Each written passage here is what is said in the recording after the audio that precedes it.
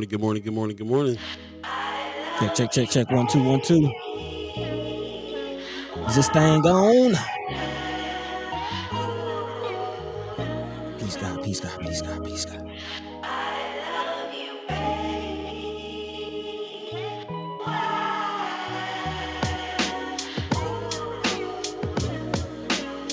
First Guy Omaha Radio, First Guy Omaha in the morning. In the morning.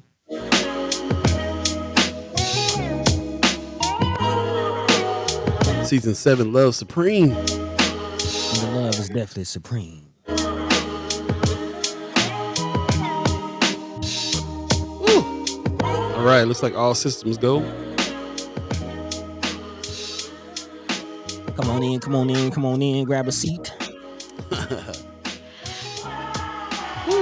Check 1 2 1 2. Good morning. Thanks for joining us. Wow.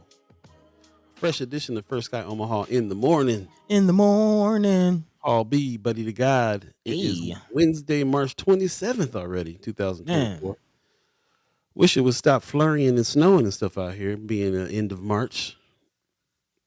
Yeah. But it's been pretty rainy out here too, man. I also hear California is about to get a lot of rain. They're underwater now.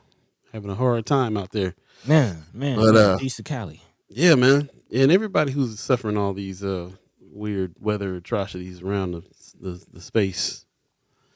It's a trip.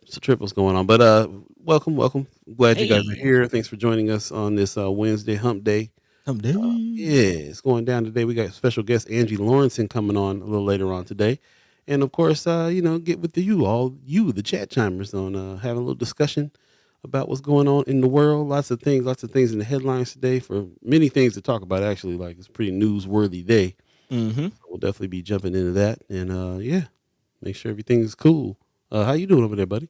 Man, I'm all right. Life is kind of lifing right now, but I'm all right. Can't complain. Okay. Woke up this morning feeling good, feeling great. How are you? Man, I'm feeling better than I was. I realized that I was sick this last couple of days, or getting sick, I should say. It was a trip. I was I've been feeling every night like I'm in a fight. Like, I'm waking up like, did I get beat up last night? What's going on? And I'm just worn out. So I kind of took yesterday and slept, and then just kept sleeping. Pretty much slept all day, and it made the difference. So I must have been on the verge of exhaustion or something going on, or at least the immune system gets down when you don't get enough sleep. So that's true. Coming on, but yeah, I feel a little better this morning, and that's all I can say for now. So. Yeah, man, I'm glad you did that, man. Get your rest, man. Get your rest. We got work to do, but it can't be done if feeling like crapola. Man, you ain't lying. The chat's coming on in. Appreciate you guys getting up this morning, giving us some good mornings. Leia Keister said, "What's up, Wednesday?" Hey. Marlon Harrison in the chat says, "Happy Wellness Wednesday." I like that. I do too. Need that. Yeah, Appreciate you, bro. Big time. Pops in the chat says, "Good Wednesday morning, my First Guy fam and Love Supreme from Las Vegas." Appreciate you, Pops. Mama God gives us a good morning, fam. Good morning to you. Yeah, how you guys doing? What's going on with y'all? This is Pop's favorite day. He loves himself a Wednesday. So, and it's a slight Women's Wednesday, as you mentioned. We got Angie Lauritsen coming in. That is the correct guess for today. Yes. There's an event coming up tomorrow that we're going to talk a little bit about in conjunction with Black Men United. So we'll be talking about that. Kimra Snipes gives us a good morning. Hey, y'all, what's happening, Kimra? What's going on with you? Yeah. So just one of them kind of normal Wednesdays to me. It's like kind of this midweek thing where it's kind of, we watched a couple of days of the legislature, or there's this heavy news going on and weekend kind of coming. So right in the middle where there's a lot to talk about. There's always a lot to talk about on Wednesday for some reason. Oh yeah. Especially at this point in the legislative session, there's a lot of movement, a lot of things coming through, a lot of things making their way to the floor. Again, just about 9 days, I think, just about a week or so left in the session. Getting down. Yeah, man. You guys have been killing the game, putting stuff in Friends of First Guy Omaha. Thank you. The group page on Facebook. Thank you very much. Yeah, lots. We pulled a lot from there this time around. So obviously, you guys are on it and find some things very interesting things to talk about and read between the lines of when we are looking at some of these articles. Yep. Arrows 402 says, you don't have to cry alone, because I'll be right by your side and help you be strong. Renee and Hey, the Angels.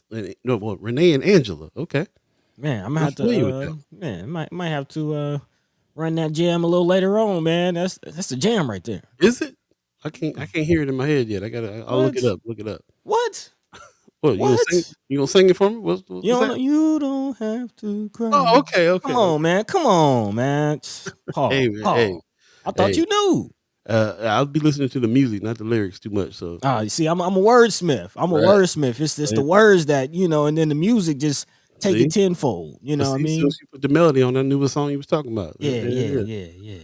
Amy H. Dot in the house. Hey, fam, sending love and healthy vibes to all. Good morning. Appreciate you. Thank you. Appreciate that very much. Get your rest. That's the moral of my story this week. Man. Get Yeah. your rest. Yeah, if you're feeling beat up, get your. You may not be mentally tired, but your body weary. My body Hey, weary. and if the body is weary, the mental ain't too far back. You know what I mean? It'll hit you. It'll hit you like a ton of bricks. Yep. Well, as we've been saying all morning long, Angie Lauritsen will be in from an organization called Nebraska For Us. They have an event coming up tomorrow in conjunction with Black Men United. We're going to talk to them about that. Talk to her about that event and see what's going on there. I love the fact that there's a lot of people that are getting together and having some discussion.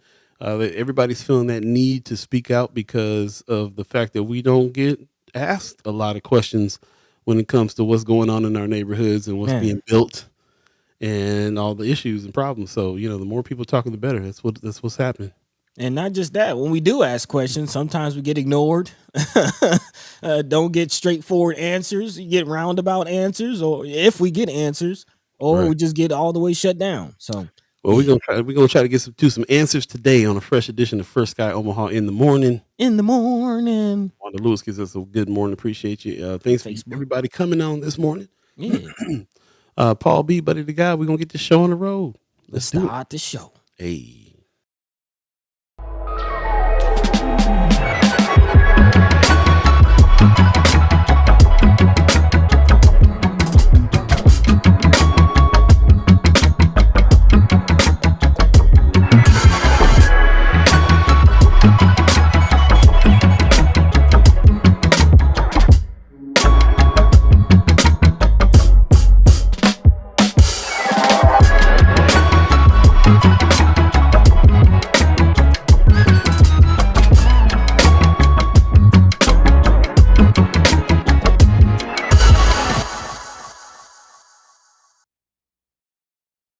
What up? Good morning. Once again, a fresh edition of First Guy Omaha in the morning.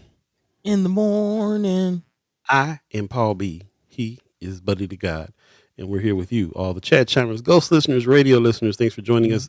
Do us a favor, share the show. If you're on Facebook or YouTube, appreciate you doing that so we can get as many people in the conversation as possible that we're having today. It's a heavy news day, lots of topics, lots of things. I can't wait to hear you guys' opinion on some things that got me fired up, Buddy fired up. Man. We'll definitely go dive in and look in it. And of course, we have a special guest coming in.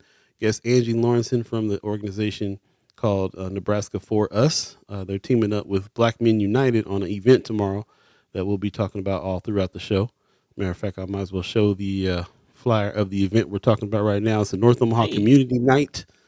Free to the community. Yeah, coming together to discuss issues that affect our community and our future. Sounds familiar. Yeah. That's kind of the thing we're doing. So that's what's up. Appreciate them reaching out to us and wanting us to make sure that we knew this was happening. So yeah, we'll be talking to her today too. And anything else that's on your hearts and minds, we'd love to hear from you always. You guys been killing it, putting stuff in Friends of First Guy Omaha. Yeah, it's been a nice discussion over there. So I appreciate everybody who contributes, and not just contributes, but also comments, because the conversation continues over there when we're not live here. So yep. That's what it's about. Trying to drum up some conversation, kick up a little dust, make some change. So big shout out to everybody who's a part of that. We appreciate you. We love you. We thank you. Even, people hitting us up, dropping things directly on us. We appreciate that as well. Thank you. The tip line. Yeah, you can go ahead and drop it anytime, day and night. I ain't gonna look at the phone till tomorrow morning. So. but we got it. Oh man. Maggie Miller Jenkins already given us a little heads up. Hollering chose to be disrespectful on the floor again last night. Mm, mm. Hollering, don't he? Now, apparently, again, everybody's kind of taking the lead of Paul. As you tipped me off, like calling it the Great American Drama was going down in the legislature. Yeah, blood, sweat, and tears being put in these bills, quite literally. Man, well, it's too bad. I'm sorry to hear that. I'm sure we'll be hearing from a lot of the senators that like to say what they like to say about them. So we'll be talking, and then of course we'll be talking to brother senators Terrell McKinney and Justin Wayne on Monday. So excuse me, yeah, love to hear what the drama's going on. I missed the session yesterday, and of course the sessions are going like late night now too. Yeah, man. So they're all day and kind of half the night. So yeah, it's just tough to keep up with sometimes. But I tell you what, I really appreciate everybody who's jumping in, and we piece it together. Everybody kind of watches a little bit of it. We have good discussions about it. And then there's people like Megan Hunt, Senator Megan Hunt, that always posts what she gets up and talks about in the legislature. So Mhm. so that makes me kind of look at her thing and I'll be like, oh, I wonder what was said that made her say that, and I'll go back and try to find it. And I kind of pay attention every time Senator McKinney and Senator Wayne speak as well, and a couple other men hollering too. There's a couple of them in there that you're like, what was he getting ready to say? Oh yeah, What's about to happen here? when they chime up. But it's important to pay attention, man, as we'll kind of get into. Yeah. A big shout out to Senator John Kavanaugh, also kind of calling foul on the tax bill that Governor Pillen tried to push through. It's very interesting. You gotta, again, shout out to Maggie Miller Jenkins paying attention, watching. We gotta pay attention, y'all, because these amendments they flying left and right, and man, squeaking through, and you never know what they might attach to a bill in the last wee seconds. Yeah, yeah, Yeah. gotta pay attention. Gotta pay attention. So again, big shout out. What was it that Matt Wynn said? No, Matt Hansen in his letter to the state. It's the saying that's posted on the state capitol. The salvation of the state is due to watchfulness of the citizen. I think it is. I'm kind of kind of paraphrasing, but Mhm. yeah. They trying to silence us, but we definitely need to continue to speak up, speak out, and watch. So big shout out to y'all. Big shout out. Yeah. Active, not passive. Active, not passive. Indeed. Let's talk a little bit about some of the things that's on the agenda today. We already kind of dived into it, but I'll go ahead and let you run through, buddy, real Yeah. quick, if you don't mind. Yeah, as I already mentioned, looking at some tax things, we were kind of tipped off by Senator McKinney earlier this week about some of the legislative debates that's happening this week. And again, a real unusual situation was going on with the proposed tax bill from Governor Pillen's office. Apparently, it was re-advanced. That's apparently an unusual move. So we're kind of looking into why that was. Definitely something we should be aware of. It's dealing with property taxes. So all of you homeowners out there, you definitely want to chime up and listen to this one. Also, there's some movement going on with some other programs out of OPS, which I find very interesting. Maybe Brother Marlon Harrison might have some information about this. It's a college program that's allowing OPS students to graduate with an associate's degree coming out of high school. So, again, we'll definitely be talking about that. Also, this is one of the stories that was sent to us in the wee hours of the night. But again, we appreciate all of our chat chimers and co-hosts, as we call you. Again, the NOCC, the North Omaha Commercial Club, apparently is trying to shut a brother down from getting the $50,000 grant that again was issued, or it was kind of promised, I guess you could say. No money has been sent yet, but it does look like this brother would be getting it unless NOCC has the final say. So we'll definitely dive into what's going on in the Florence situation. If you remember the old Rain Lounge down in Florence that lost its liquor license, and now the former proprietor of that business is trying to pivot and do some other things, and it looks like he might be getting shut down. So again, we'll definitely dive into that. Also, looking at what's going on with DHHS. Again, we've been talking about prisons and the overcrowding situation there, and talking to the senators about the possibility of prison reform. But DHHS has also been one of the state's troubled agencies, and now more news coming out. Apparently, there was an audit, and there are some findings there. Again, not really. Seeing exactly what is kind of interesting when looking into the article. No direct things, but we should definitely still talk about what's going on with DHHS. More of the same, if you have. Also, Some other happening around the Omaha Metro. Definitely looking at this mayor run. Yeah, some names being thrown in the ring, some hats being thrown in the ring. So definitely want to talk about that and look at what's going on with that situation. But again, as always, if there's anything we're not talking about and not discussing, feel free to drop that into the chat. As always, let your mind be free, let your voice be heard. In the meantime, between time, Paul B, Yo, what's the yo, word? man, I'm just kind of tripping out on just this situation that's happening over here with this group in Florence. Yeah, man. I'm really kind of like stuck on this. I'm really looking through this group, and they claim responsibility for getting Rain's liquor license revoked, and a couple other things that's going on. I think this is going to be something I'm really interested in what the people have to say about this for sure, because it is quite the situation. Especially with everything that we've been talking about with the 1024 money and so on. These are groups that are actively trying to stop that from happening. We already Yeah. talked about the fact that the money has not come yet. There's a lot more hoops that we're all having to jump through in order to even before we even receive the funds. We've been talking about it for a while. Like Malcolm X Memorial Foundation is supposed to get 20 million for the situation over there. They don't have nobody has the money yet. There's still apparently. I went to our tax consultant yesterday, and they're working with 10 or 12 other people that are in the same boat. They're like we've given them document after document, page after page of stuff. They keep asking for stuff. We keep going back and back and back, and we haven't gotten the money yet. So Mm-hmm. this isn't just everybody's thinking it's them and their situation, but it's actually how the DED is chosen to work with everybody on that. But before some people are even getting the money, there's groups that are coming up trying to stop that flow, which I think is really, really interesting. So, yeah, I'd love to dive into that. Before we get to that, I just want to shout out everybody in the chat. Ariel's 402 says, hit the like button on your way in, please, on Facebook or YouTube. Appreciate that. Also, he says, maybe at the event they could pass around collection plate like they do at church, and for those that don't give to the church. Talking about the event that's happening tomorrow with Black Men Okay. United.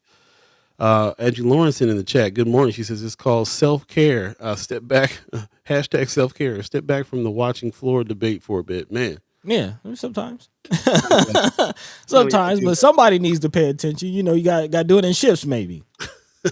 Yeah, yeah, for sure. And again, we're pretty lucky here over here on this show to be able to have the senators come on and run down, Man. the highlights and what was going on. So that's what's up. And we also put out the call to any other senators that want to come on and give their point of view as well.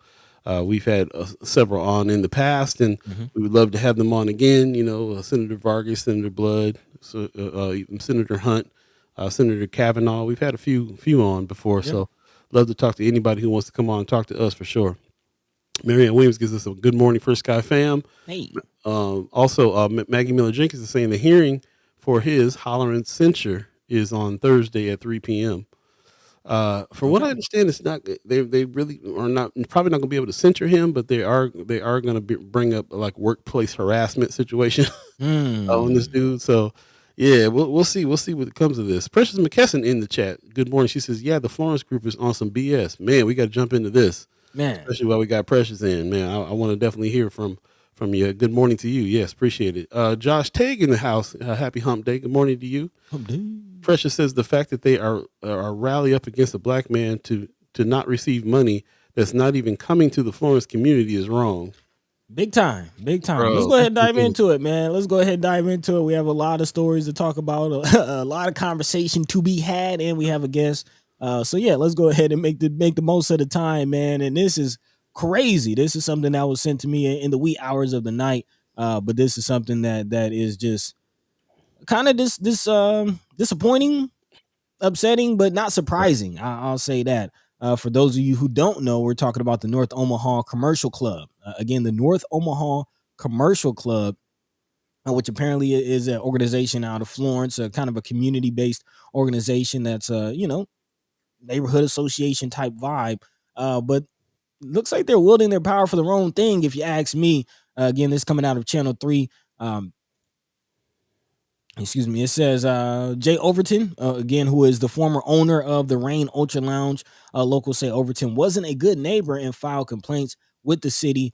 shootings, riots, drug dealings, noise. That's according to Mel Mason, who is the president of the North Omaha Commercial Club. She says she wants the state to know the same things she and others told the city council, which eventually led to the liquor license of the Rain Ultra Lounge being revoked. In 2020, the city council denied the bar's liquor license renewal, citing a list of issues like excessive noise and fights. In the years we dealt with Mr. Overton, he kept saying he was going to make things better, add security. He was going to change the kind of venue that the bar was, and he never did, said Mason. And now Overton owns Lantex LLC, which is a completely different company. It actually has nothing to do with a bar at all. The company was awarded $50,000 grant again from this whole LB 1024 situation to deal with housing. Again, nothing dealing with the bar in that area at all. Lantex LLC again applied for the funds through the DED to repair rundown housing in North Omaha. That is the business that he is trying to go into. It is actually one of dozens of North and South Omaha organizations that will receive funds from the state. Again, we are included in that. In the article, it says, I have learned the DED is reviewing the grant proposal because of the complaints received from the commercial club specifically. Just them specifically are trying to shut this down. Overton says there are two North Omahas, and I had to learn that. Like I said, there's a North Omaha that actually wants to work together and make bettering of the community. And then there's another North Omaha that's a part of the attack front. Overton tells Channel 3 that he has not received the funds yet. I don't think anybody has, but Channel 3 has apparently reached out to the DED for an update on their review of his application, and no response has been given yet. Again, the North Omaha Commercial Club did reach out to Channel 3. This is quite interesting to clarify that they do support money from the DED going to North Omaha. However, they do not support Jay Overton receiving the grant money from the state. So apparently they do support, other businesses. I actually looked at their website. And they do have like no more empty pots, shouted out. They do have some other businesses that they're supporting and are behind. But this seems like a personal vendetta against Mr. Overton. I don't understand why. I mean, Apparently, I'm looking at why right now. see, and that goes back to what Mr. Overton is saying about the two North Omahas, and I do find that interesting. Again, I don't know much about the North Omaha Commercial Club. I don't know about Miss Mason herself, so I don't want to say anything about her character. But when I think of Florence and I hear Mr. Overton talking about two North Omahas, I think of the classic or the old real estate card that kind of redline. Like, Florence is one of those areas that was redlined. And you kind of go into Florence, it kind of feels like a small town. It feels like one of those small towns in Nebraska. And you kind of think, how did that end up that way? And again, if you look at it, there is a history of redlining and racial segregation in Florence. There was a realty card that explicitly said no Negroes, no Mexicans, no Asians in this area. And then also, when I think of Florence, I think of that sister that was killed at that restaurant because some quote unquote white man, his football team was losing, and he just shot the sister while she was waiting in the drive-thru. I know a lot of y'all remember that. So when I think of two North Omahas and what Mr. Overton might be alluding to, that's what I think of. Like, maybe not everybody is accepted in Florence. And again, actually, if I remember, Precious, we had a conversation with you about you advocating for certain businesses in Florence because certain community members were trying to shut down businesses owned by certain people. So again, I don't know North Omaha Commercial Club. I don't know Mel specifically, but when I think of Florence, that's what I think of. Yeah, for sure. I'm gonna I'm trying to screenshot real quick. I did a quick look because, like you said, when I saw the title North Omaha Commercial Club, I thought maybe it's a black organization I had never heard of, but that's not the case. It doesn't seem like that's the case. It seems like this is a specific a part of North Omaha, Florence area. Here they are on the historic Florence site. They're named here North Omaha Commercial Club, and we took a look at the YouTube page a little earlier about this organization as well. And like I said, one of the things to me is that they claim responsibility for getting his liquor license taken in the first place. So they obviously got time. They're sounds to me like it's one of them kind of white organizations that got all this time to try to do what they want to do to keep the status quo of their what they consider their neighborhood. And they're after somebody. They don't like a certain thing in the neighborhood, which I can understand. I can understand if there's a business in the neighborhood that's causing some problems in the neighborhood. There's other ways to work. Even in so far as how far they went to get his liquor license revoked and shut the place down, and that's enough of a conversation. But to go beyond this is just like they just sitting around with time on there. To go beyond this, it seems very vindictive and personal. In the chat, Precious says, if I'm not mistaken, Jay has been a landlord for many years and has rehabbed many properties. This $50,000 that is supposed to be coming from the DED is supposed to be going to rehab more properties. Like, we do need some help in North Omaha rehabbing properties. There is a housing crisis. Shout out to anybody who's putting anybody local who's putting the attention on trying to fix housing and get housing together for people. I'm not talking about these multinational corporations that are coming in buying up the neighborhoods. I'm talking about people like Jay, who's been landlord rehabbing properties and trying to keep North Omaha together. Precious says, I'm disappointed in Melly. I had so much respect for her, but she's showing me another side in several situations I didn't expect to see. So here we are. We have our resident. We have the elector in the chat. Who has been a source to us here at First Guy Omaha, saying she knows this person personally and is disappointed. Tony Johnson says, why would his past business and work in that area not be considered for future business endeavors? Is it a race or bad business owner and practices? Not sure, but I think to me the point is that this here's a group that wants to. We haven't heard this yet. We haven't heard anybody actually trying to rally against anybody getting any of the DED money that was earmarked for North Omaha. I think it's really arrogant and crazy that a group would say we're gonna. It would be a travesty for them to get any of this money.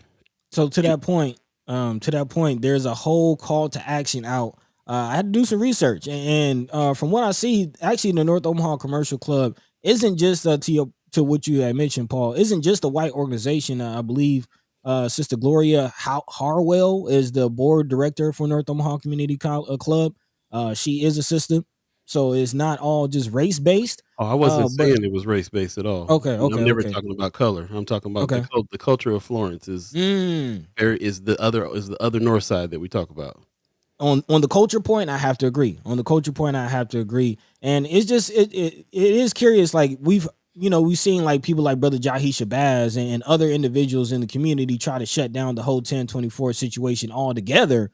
But targeting a specific person, like I don't understand why Jay Overton is being targeted. And again, to Tony Johnson's point, like, why would his past business and work in that, especially when he's not opening another bar? Okay, maybe he might be a bad bar owner.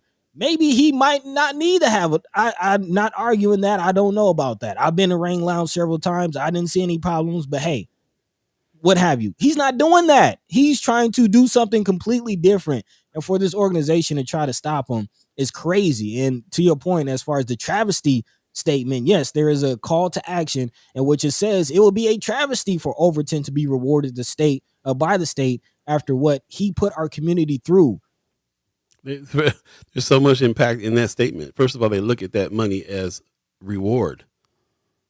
That's not money that our senators got for us from the federal government that is supposed to go to North Omaha for business.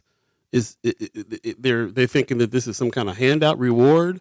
He's getting rewarded by winning this grant to do some work, as if he doesn't have to do any work with this money. And get this, again, these are ARPA funds. It is the rescue plan. Why are people being rescued? Because there was a global pandemic. This man owned a business in that area, a bar at that, which were not open during the pandemic. If anybody was impacted financially and economically by the pandemic, it would be him. If anybody would be entitled to those funds, it would be him. This has nothing to do with what they're talking about. And the fact that they're going out of their way to block this man from getting money It's is petty. just It's petty. confusing. It's It, it petty. it is. It is. I would be embarrassed to be out here like I don't think he ought to have that money. They don't even know what they're talking. They don't even. They think it's state money. They don't even know what they're talking about. It would be a travesty for the state to award him this money to reward him with this. It's insane. Wanda Lewis in the chat. I appreciate you bringing this to our attention. It says my beliefs are they're confused about what business will be going into the old Rain Lounge. There's supposed to be a medical facility going in that building, a plasma center. Most of the neighbors might not be aware of that. I think the problem they have is more about the owner of the building. He also happens to own Jim's Barbecue and the Southern Spoon. I don't know what his plans are for the 50,000 in housing development, or if any of the funds he applied will be directed to that building. Yeah, not sure either, but like I don't. Yeah. Kimber says same thoughts, buddy. Michelle Moreno in the chat. Good morning. Says definitely a different vibe down here with certain people in the community. So it Oh sounds like yeah. you in the Florence area. Oh yeah. Black Dynamite in the chat said, "Good morning, y'all. I remember I went in that liquor store one time in Florence, and my first thought was I gotta shake the scene now." Oh yeah, I mean, I've been to Harold's a couple times, and I go because that's somewhere my father took me. So there's like kind of a nostalgic feeling. But it's been a couple times I went there for breakfast, and with a friend or so, and there's some comments, there's some murmurs, from people sitting a couple tables down and things like that. Like, yeah, there's some people who's been in that area for decades, and they remember when there were certain individuals not welcomed in that area. Mm-hmm. That wasn't that long ago. There's still people around that's a part of the old time, if you Yeah, know what I mean. it's a real trip. Like I mean, they're actively keeping it the old time. They were the ones that blocked they blocked the 75 freeway coming through Mm-hmm. there. There's several organizations, this being one of them, that's trying to actively keep it like the old days that way. So, and so anyway, yes, there's two North Omahas. Awana Lewis is saying they might just have a problem with the owner due to the young man being killed there when it was open as a lounge. Yeah, I mean, this to me, it's obviously got a problem with the owner. This they already got your business shut down, your club shut down. Mm-hmm. They already got your liquor license revoked, and they did it because they said there were so many problems with this being in our neighborhood and the noise, and they kept going on about the noise. They put the noise right up there with the murder, with the thing that happened. And they try to make it sound like he pulled the gun, like that's the pulled the trigger. It's very interesting. It says after enduring a killing, multiple shootings, violence, drug dealing, public defecation, and unendurable late night noise, the community fought for 3 years to have manager Jay Overton's liquor license revoked. It says most of you will remember the violence and disruption manifested by the Rain Lounge and manager Jay Overton. Like they were the ones shooting people. Like they were the ones doing it.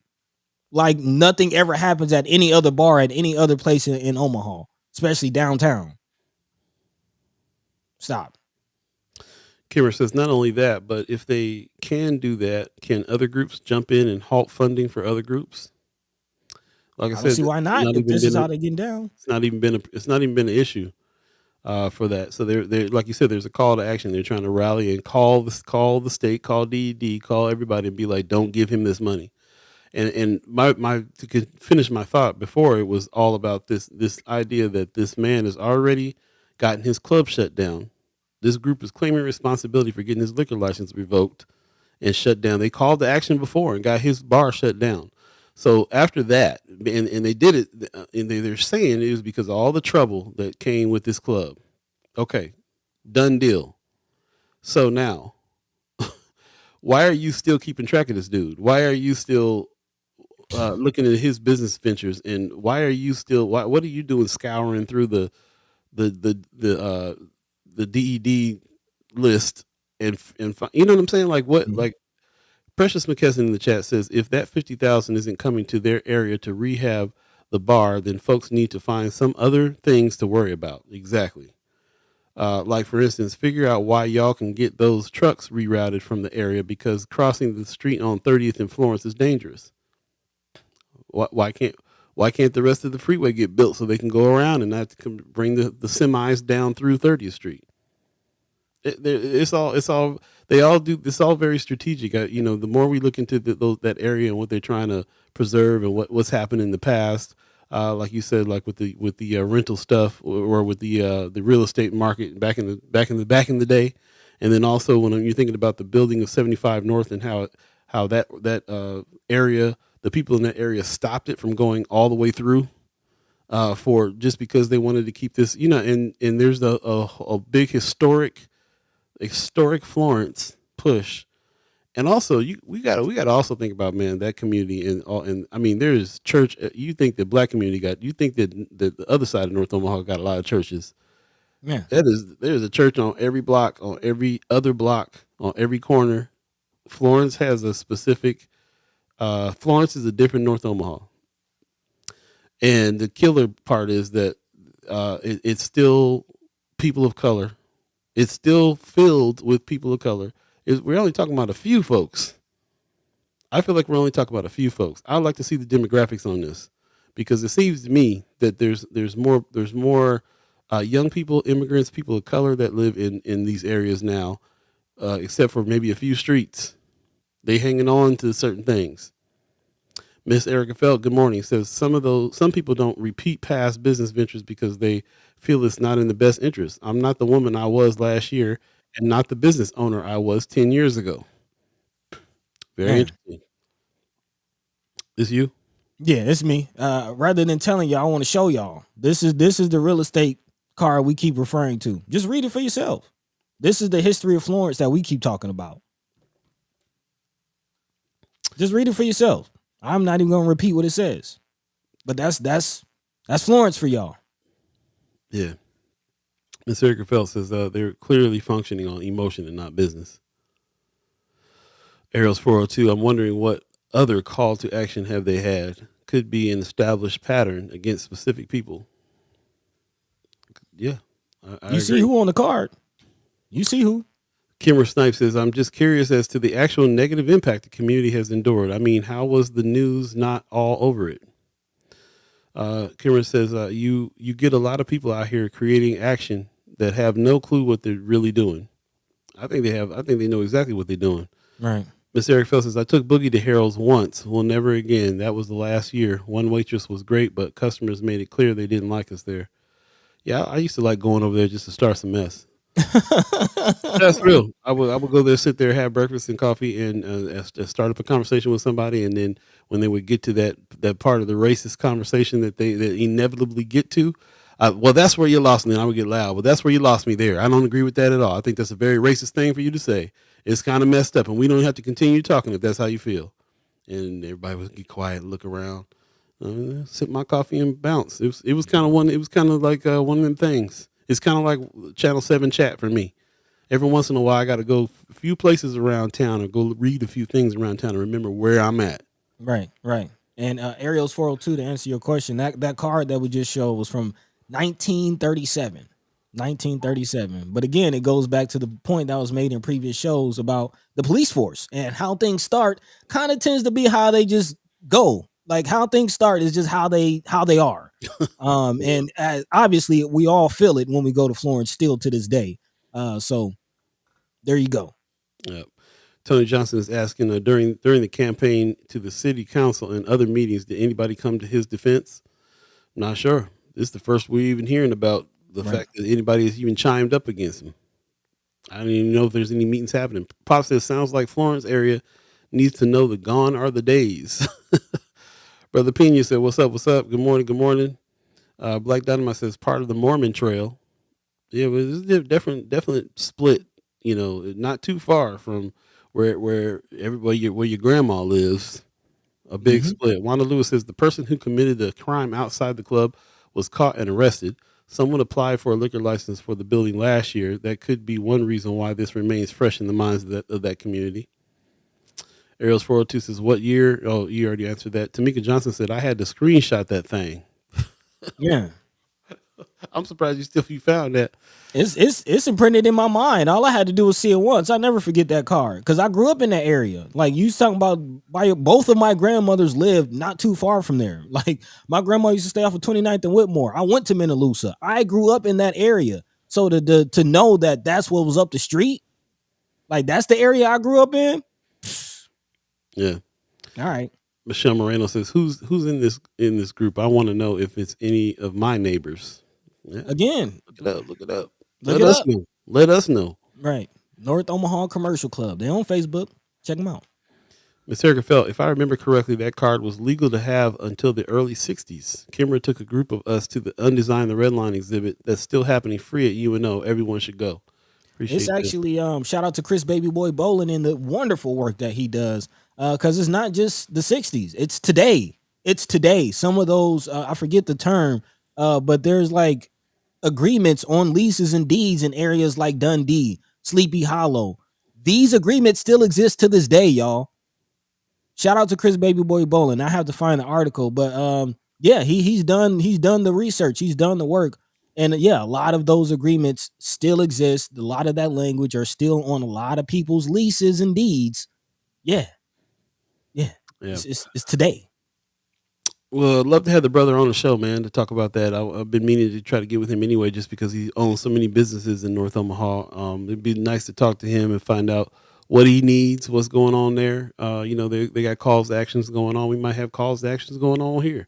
First and foremost, let's take a look at this group, since there's such a public group out here making moves. Marla Harrison, good morning, Brooke. Brooke says, good morning. Marla Harrison says, even though Florence wants to be segregated from North Omaha, they still get wrapped up in North Omaha when foolishness happens. Yeah, I mean, like I said, what's the layout of North Omaha? What's the demographic? Rhea Vincent gives us a good morning. Good morning. Brooke says, guess I missed what y'all are talking about. Yeah, that's what happens when you come in late. I can say that because she's my sister. Yeah, we're talking about Florence, about there's a group out in Florence that are trying to stop some of this ARPA funds going to a particular individual who had a business in Florence that they didn't like. So yeah, it's really interesting there what was happening there. They're talking about the two north sides. Tamika Johnson said Douglas County no longer provides copies of original deeds anymore when you pay off your mortgage. Wonder why? Probably a lot on there they don't want people to see. Oh yeah, I wonder why. Yeah. If you're just joining us, 7:42 right now. If you believe in the concept of time, it is a fresh edition this Wednesday. What is the date today? Wednesday. I don't know what the date is anymore. 27. Man, already coming up on April. Yeah, man. If you're in the Omaha area, it's supposed to be little flurries and stuff happening again today. Just letting y'all know what's going on there. We've been on this subject here since the beginning of the show, really talking about this situation with Florence being a group in Florence that are after an individual business owner and want to stop him from getting the ARPA funds that he applied for, that he's about to get. They're really about to raise some fuss and go talk to the DED, to talk to the state and try to stop this process. So, yeah, very, very wild indeed. Very wild indeed. And stay tuned. We have a special guest, Angie Lauritsen, coming up. She's with the organization called Nebraska For Us. They're teaming up with Willie Hamilton over there with Black Men United on an event tomorrow. And as a matter of fact, right before we get to her, we're going to take a quick break and we'll get your questions ready because we want to kind of know about what the conversations are going to be tomorrow. That's kind of what it is that's on my mind. So stay tuned for that. Once again, you're listening to thanks to just first of all, thank you for everybody chiming in. Thanks Precious this morning for getting up and chiming in on this. Man. Yeah, this is I knew that everybody's going to get heated with this big time. So I was really anxious to hear what everybody had to say on it. Wild indeed. Yep. We'll take a quick break and come right back. You're listening to First Sky Omaha Radio. First Sky Omaha in the morning. In the morning. I'm Paul B. He's Buddi3 Da Gawd. We'll be right back, y'all. Stay tuned.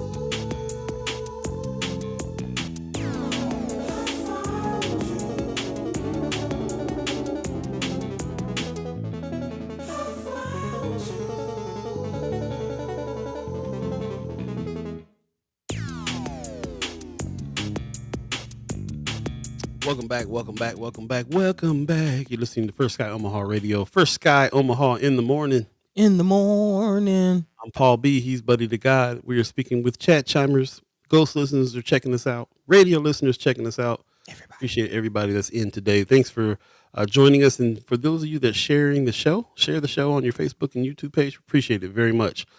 Please do that. We want to get as many people in on the conversation as possible. So without further ado, we're going to go ahead and let our special guest in. She's waiting in the wings, ladies and gentlemen.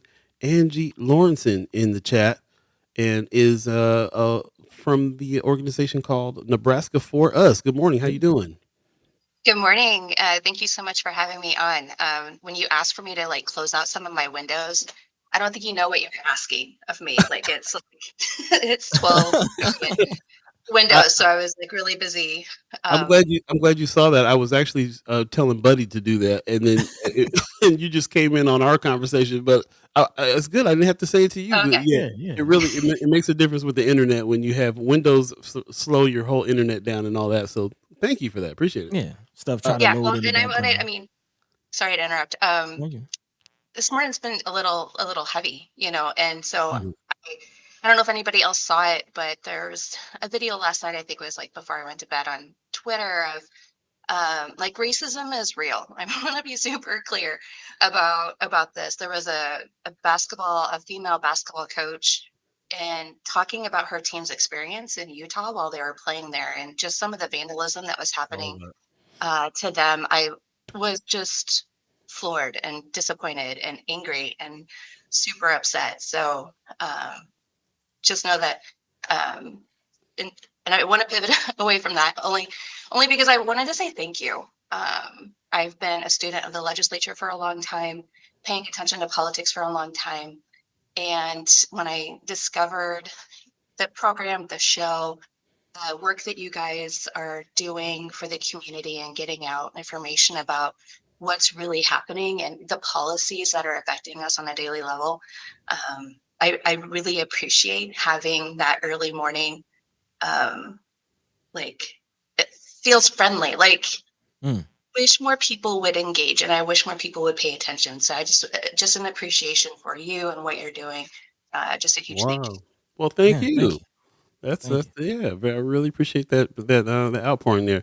Yeah. I love it when people are trying to see what it is, or appreciating it is what it is we're trying to do. So, thank you for being a avid watcher of the show and all that good stuff, and glad to have you on. So, I did a little bit of looking into your organization too, and it looks like you guys are on the same page, doing Hmm. some of the good work, trying to make some things happen.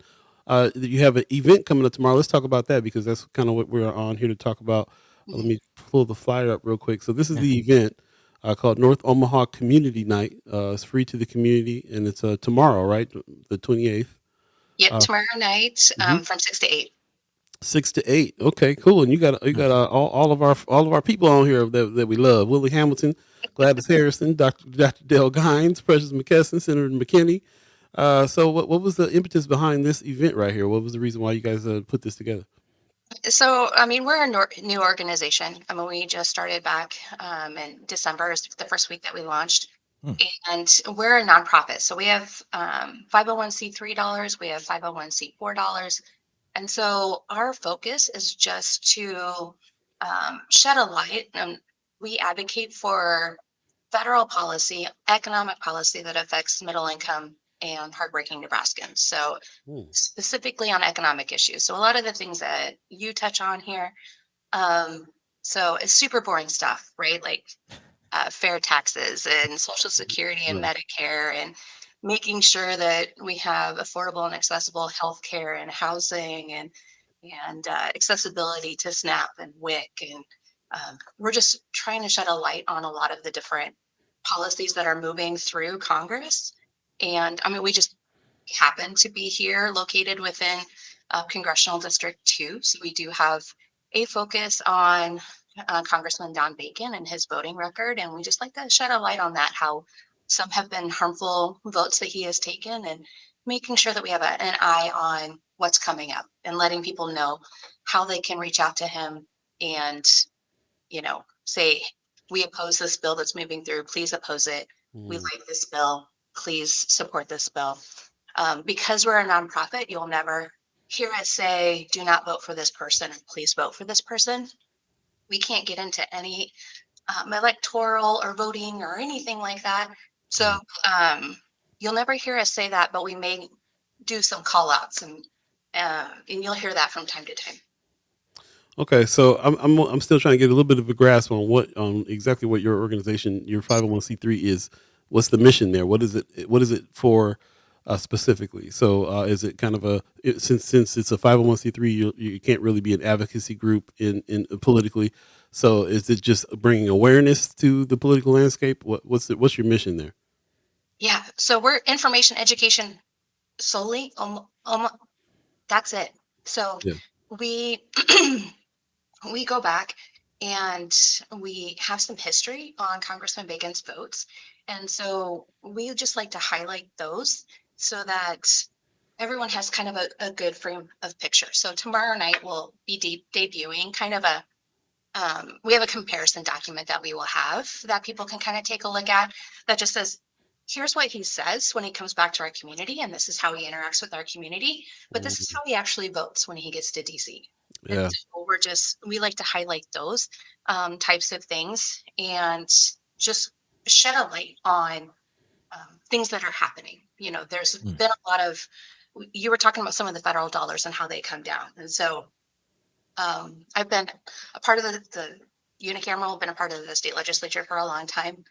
And I was a city council person. So I've always believed that like politics is local until I started to pay attention to my new job, right? My new job is like, let's pay attention to federal policy. I've never paid attention to it before in the past, to be frank and honest, until I had this job. And then you start to realize that so many of the dollars that we depend on for services and programs for ourselves, our families, our neighbors, come from the federal level down to the state level and get dispersed from there. So when you're talking about ERAP or some of the other federal programs, a lot of it comes through HHS, obviously. So that's in the news today. So yeah, hopefully that helps answer your question a little bit. Yeah, it does. No, I appreciate that. Information. We that's some of the things that we lack a lot of times is people being able to do the research and dig deep and figure those things out. That kind of lines right along with what's going on here. With the things that you guys uncover and pull out is the things that we can now talk to our neighbors here that we have on the show and that are listeners, and find out what they have to think, and what if they knew any of these things and kind of contribute to the information and all that good stuff. So sounds good. It sounds like a good angle there for sure. How did you well, first of all, you were saying that the job that you have now, did I miss what job you have now, or are you talking about the job with Yeah, the Nebraska For Us? yeah, the Nebraska For Us. So Okay, got a big part of the program is storytelling. And so lifting up the voices of those that live within our community that have a story that they want to share, it. particularly around economic issues. And so you've probably seen some of the things that we have been doing, especially if you follow us on all the different social channels. And we really like to lift up voices. That's a big part of the program. It's not Mm, about me. It's not about really the program, but it's lifting up voices. So we do have the funding to do that. So I have a ton of nonprofit friends, and working with them, those in the know, trying to lift up voices. And we're trying to be very intentional to make sure that everyone is represented throughout the community. So this event came about because we know that we need Black and Brown voices to lift up. And so reaching out to so many people, I want a huge thanks to Kimara for with some of the connections there, and Precious has been a huge supporter too. So super thankful to everyone that has really helped us. But Mr. Willie Hamilton has been amazing. We just came to him and said, we'd like to have an event. And again, it needs to be focused around economic and information stuff, but I want it Black led. It's not us leading it. It was completely Mr. Willie Hamilton leading that, coming up with the speakers and lining all of that up. We just provided the place and the food and just the opportunity for everyone to come together. The biggest part about this event is we're trying to create community around paying attention to policy and why it's so important to pay attention to the policy that really affects us, but also being aware of the fact that so many of us are just trying to survive our days, whether it's putting food on the table or getting our kids to activities, and just understand everyone's capacity for paying attention. And so I know I was on his podcast on Monday night, and so it was really just like you have a community that's paying attention. So if you need to step away and take care of yourself, take care of your family, maybe somebody else is paying attention while you're not. And then if there's a way for us to do a call to action, like if Halloran says something ridiculous on the floor, if is it a texting app? Is it a different way that we can all have that group and be like, hey, yo, this was just said. We need to respond. We need to like get everybody activated. Or if there's bills that are happening that they're debating in DC, like, hi friends, like we need to reach out. Here's a call to action. Let's send our messages out to our federal delegation on if they should support or oppose certain legislation. So trying to create that community around paying attention to that policy is kind of what we're trying to do. So not only is Thursday night about, or tomorrow night about the speakers and what they're going to be speaking about, but my hope is that like the people that attend find friendship, find community within the other people that are attending, because they also care. Like there's a reason that brought them to the event tomorrow night. Maybe meet somebody new, like introduce yourself. Like we're going to have some networking time for people to do that, so we can start to create more of that community where we all kind of have that common goal to help pay attention. So Okay. Okay. I got a couple. I have a couple more questions, and then I see ahead. Buddy's wheels turning as well. I just want to put out there. So this is first of all, let's remind people we're speaking with Angie Lauritsen. She's with a new organization called Nebraska For Us. They've teamed up with Willie Hamilton and Black Men United to put on the North Omaha Community Night event tomorrow night, 6 to 8. This is free to the community, coming together to discuss issues that affect our community and our future. Where is this? Oh, this is at is this gonna be at Big Mama's? Is that at the Highlander? Yeah. yep. Okay. Okay. Up at the Cool. venue. So anyway, so we're just so I'm my questions have to do with I'm gonna try to do the due diligence that the First Guy Omaha family usually does. Especially with the new organization, sounds like it's a majority white organization, nonprofit organization, right? Is that the case? Uh, we are, again, we're trying to bring everyone into the fold. We Right. want to make sure that we're lifting up all voices. Ana Hernandez, she's been amazing. She's our community organizer. So she's from South Omaha. She is on the board for the Cinco de Mayo parade, and so Yeah. have been really instrumental in bringing so many other, like making sure that everyone is participating and making sure that everyone's voices are heard. Right. And so this is a big reason why um, reaching out to our North Omaha friends to be like we want you, like help us, we'll help you, like let's lift up your voices. And so Totally. yeah, Yeah, not denying that you guys are including everybody here. Just want to make sure that we are understanding the nature of the organization. It's a brand new nonprofit, and I got to ask questions like, where do you get your funding? If you're comfortable with answering those kinds of questions, we'd love to hear that. But that's kind of the due diligence that like First Guy Omaha family brings into. They gonna tell me to ask you. Who's behind this organization and so on and so forth. You know what I'm saying? If you're comfortable, and we don't want to put you on the spot here. We don't. That's not what we do on this show. So if you're not comfortable with saying who yet, that's fine. We can move on to some other things. But yeah, we no, would love to know. no, and I appreciate the really heavy questions, and happy to answer them as best as I possibly can. We do have some local and national partners that we work with. I unfortunately don't know who the national partners are, and so what I do care about is the money that we get to be able to spend within our communities is something that is very intentional for me. So we've had the dollars that I do have at my disposal, we make sure that it goes directly back to the community. So one of the events that we had recently was we held an event where we were providing free headshots for the community. So anybody could sign up and go get a free headshot, because making sure that we have accessibility to higher paying jobs and is something that we really care about. And so sometimes a barrier to that is having an updated headshot. And so we provide, not everyone has the accessibility of working with a professional photographer. So we just opened up, and our goal was to get 20 individuals through with getting some updated headshots. And we actually got 37 that night. Nice. So another thing that we're working on is May 10th is International Small Business Day. Mhm. So we will be doing some micro grants to small businesses throughout the whole district. And so trying to lift up that instead of providing large tax cuts to the uber wealthy and large corporations, we should really be funding our small businesses. And so we'll be handing out $500 micro grants to small businesses throughout the community. For those that are interested, I don't have that laid out yet of who that will be or how the application process will work, but we'll have numerous $500 small business grants. And so for me, it's all about community. And Mhm. so making sure that any dollars that we do have access to is put right back into the community. So I know Okay. that's not a great answer. It doesn't explicitly answer your question. Um, Well, well, and I hope that you get that information so we can talk again about it. What I'm realizing now is that this will be an ongoing conversation about the nature of the organization. But you're here today so you gave us a little information on that. We appreciate that, and we'll develop some more questions and ask again, and keep going. Anna is a person that we've been in contact with as well. So, and it looks like people in the chat know her. She's great. So we're getting to know the members of your organization as well, you and everybody else. So we'll just continue to ask questions and provide some context with what it is that you guys are doing. But it sounds to me like you're doing great things. And you said you're working within District 2, so you have a focus on the district and based on the event that you're having tomorrow.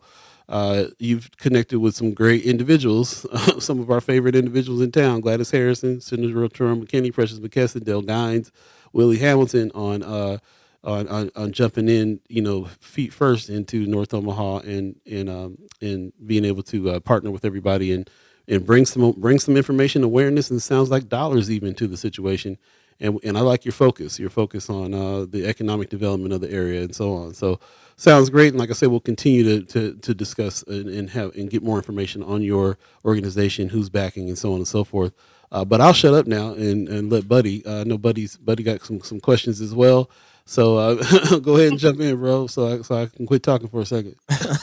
Yeah, yeah. One thing I will say is I do appreciate your answer as far as the funding. We would like to know where those funds are going, but it's equally as important, where they come. It's equally as important where they come from and where they go. So again, it's actually kind of more important where they go than where they come from because again, it's how you use the funds. It could come from anybody, but are you using it for the betterment of the community? Is the real question, or are you, is it being dictated? So I appreciate that answer. I am kind of looking at your team. So, are you Colin and Anna? Is that your sole team? Is that so? yes, and Okay. yeah, and we have some volunteers that like to help out at events too, because I mean it's just the three of us. So Right, right, right, right. So again, coalition building in the route that you're taking makes a lot of sense. Having experience working in the nonprofit field, I'm sure a lot of people, Cameron, you can speak to it. Like having a small team like that is kind of hard to get things done. So you're going the right route as far as building relationships, building coalition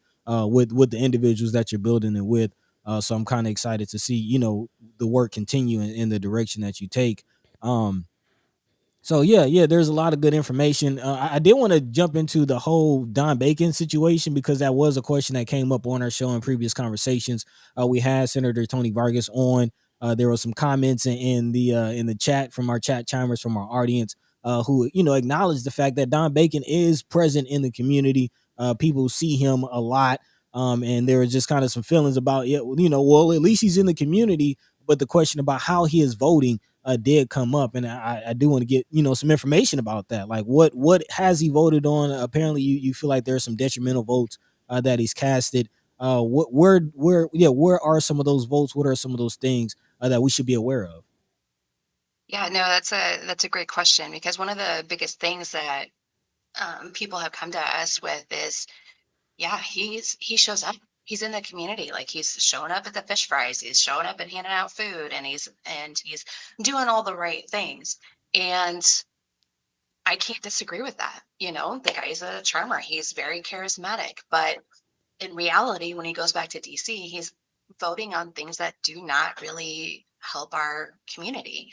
And so, again, our role here is not to tell you who to vote for or who not to vote for. We cannot get into any of that.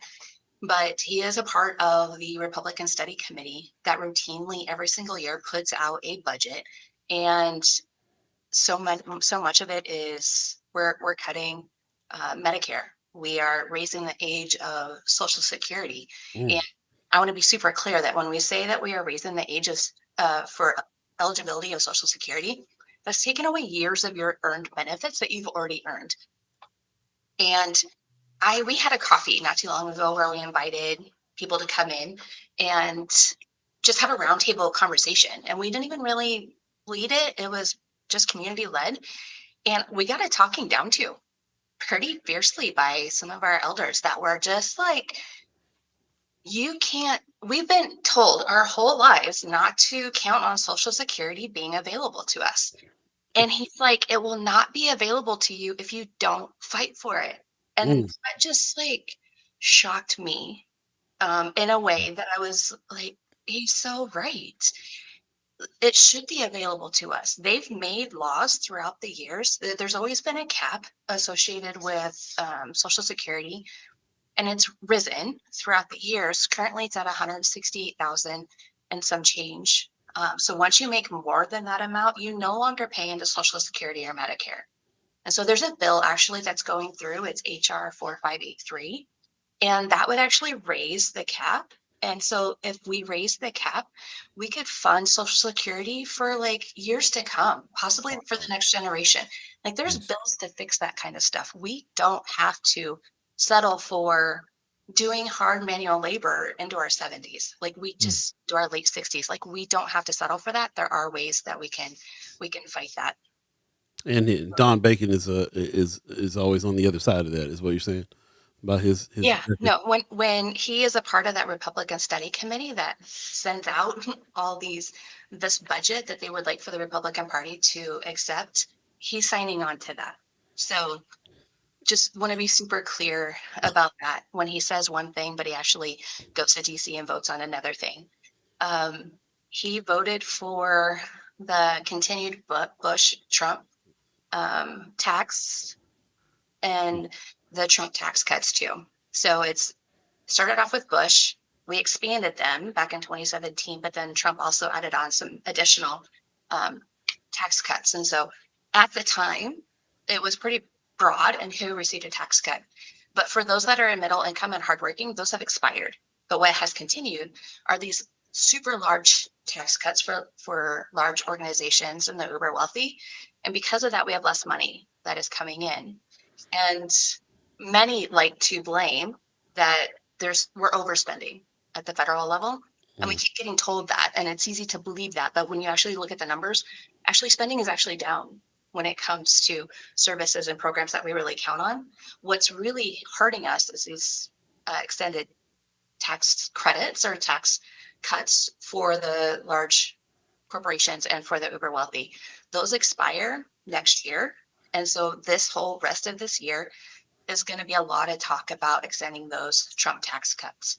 And when we're talking about deficit spending or the national debt, a lot of it has to come from those tax credits, those tax cuts that were provided. So we're seeing that. We've talked about it on the local level too, at the unicameral.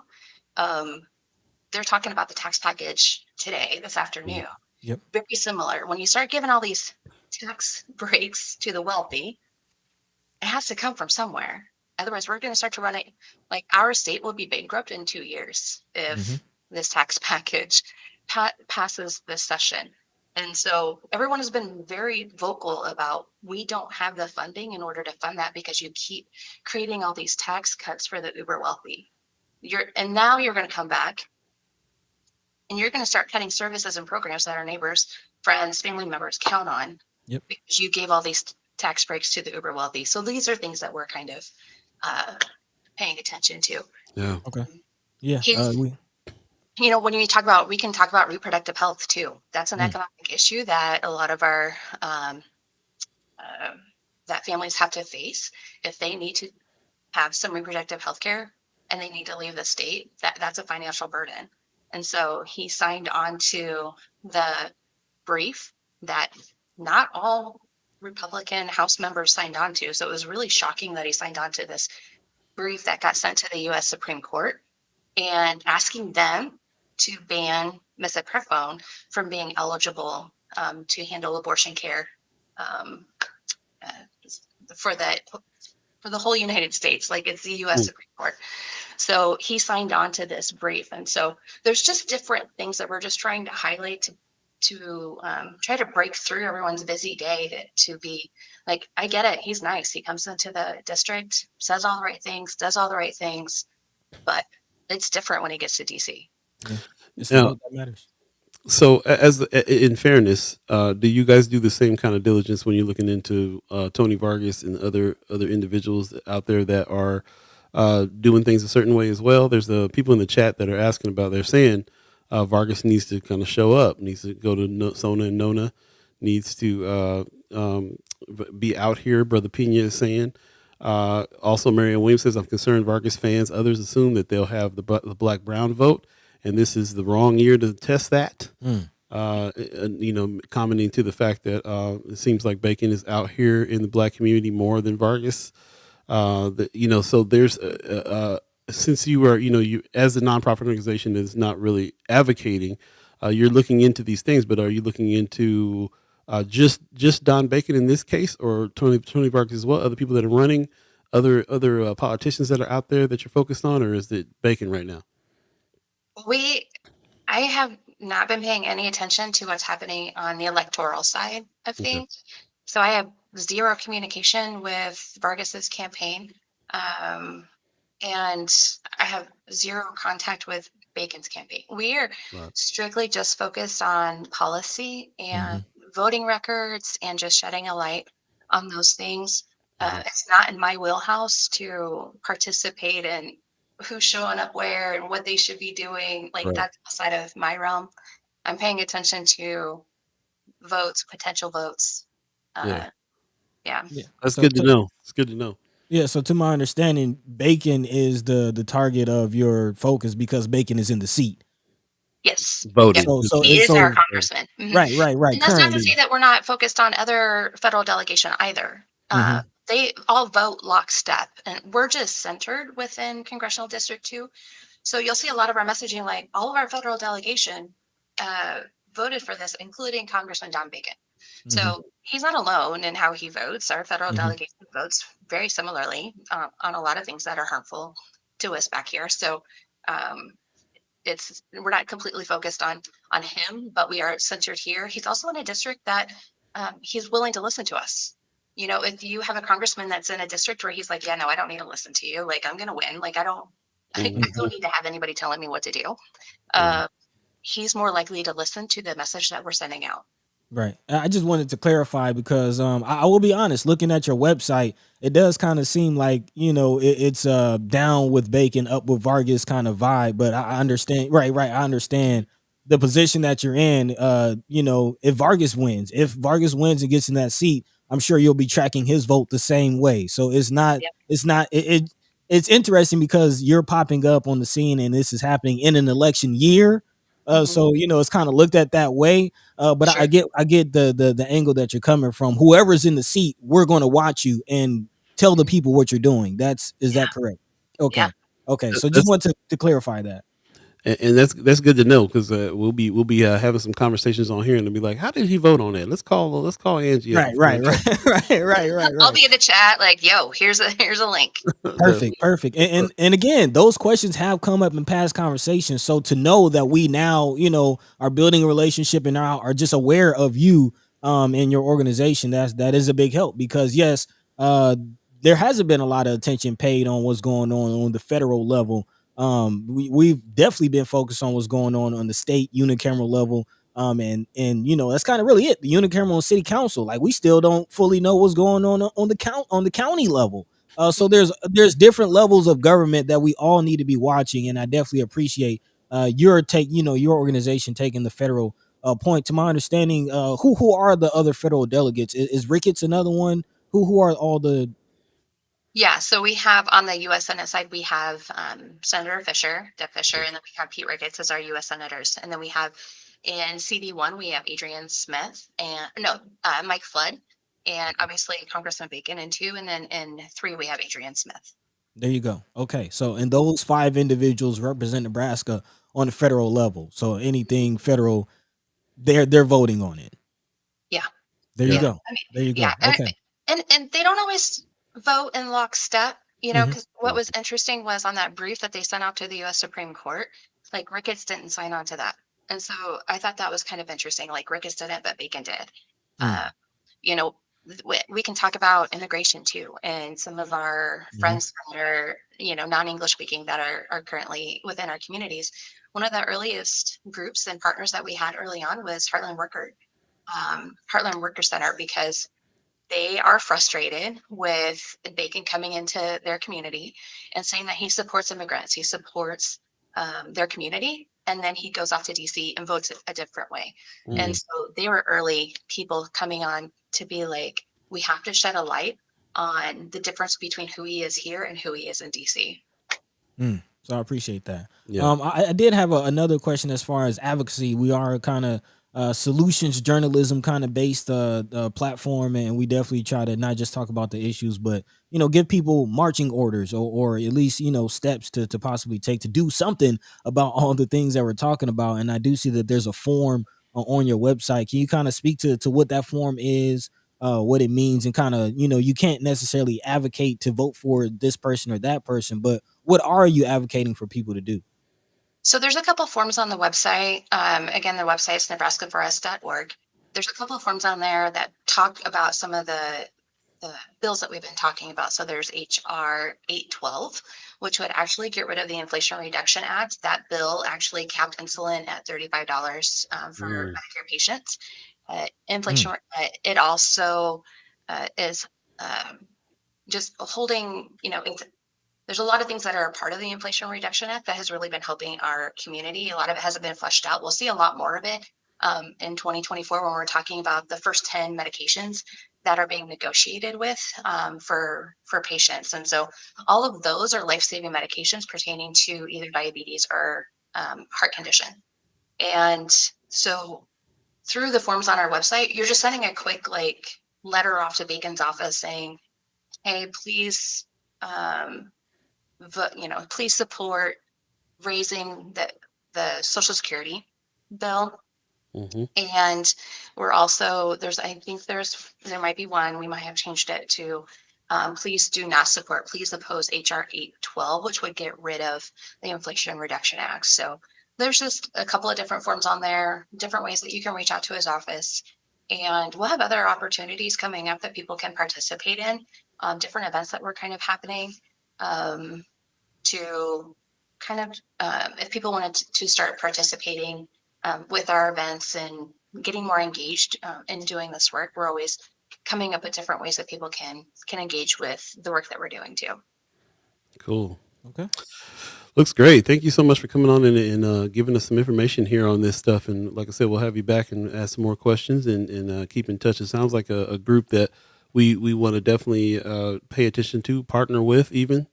And this is all about the information.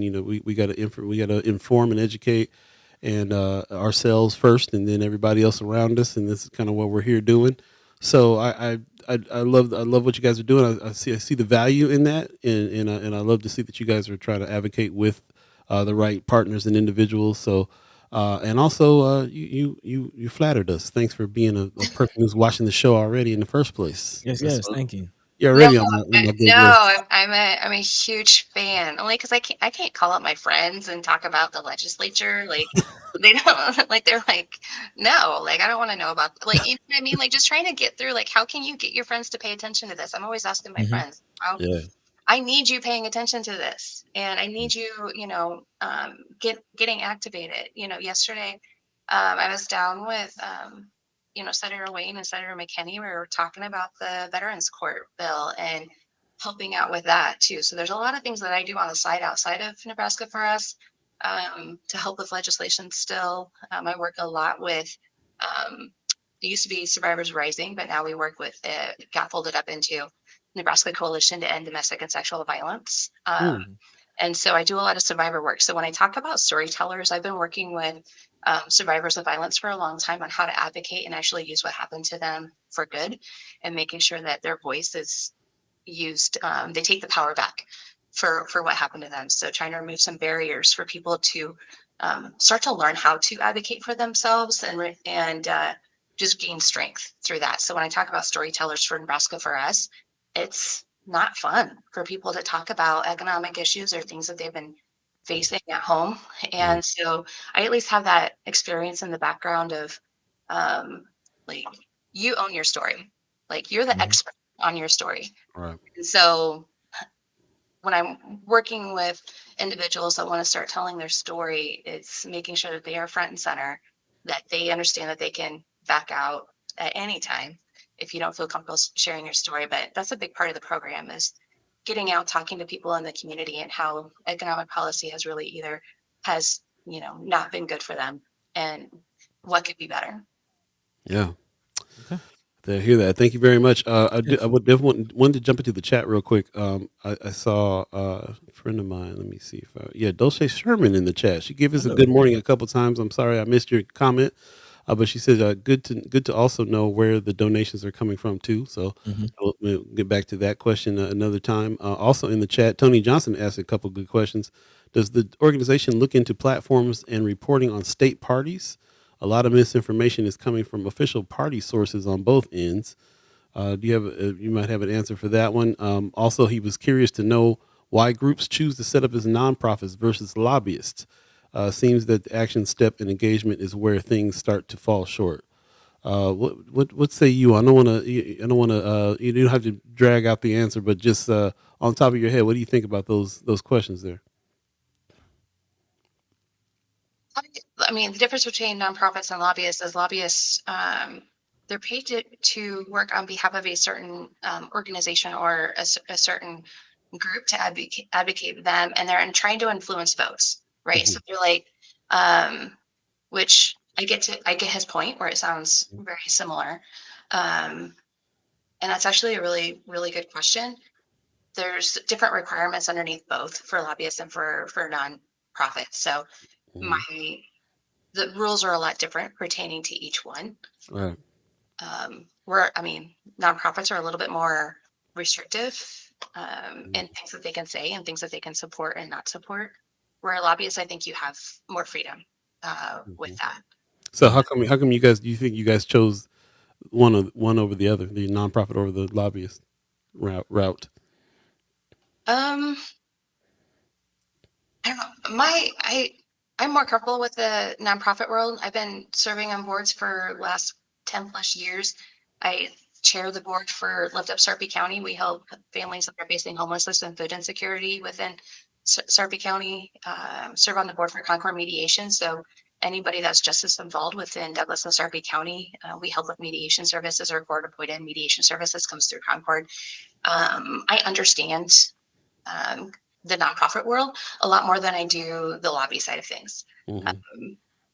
There's also a lot of distaste and negative connotations around lobbyists where it's not really for nonprofit. So I've never even considered being a That's lobbyist. interesting. Yeah, I'm just considering it now too from his question. We want to get down to some.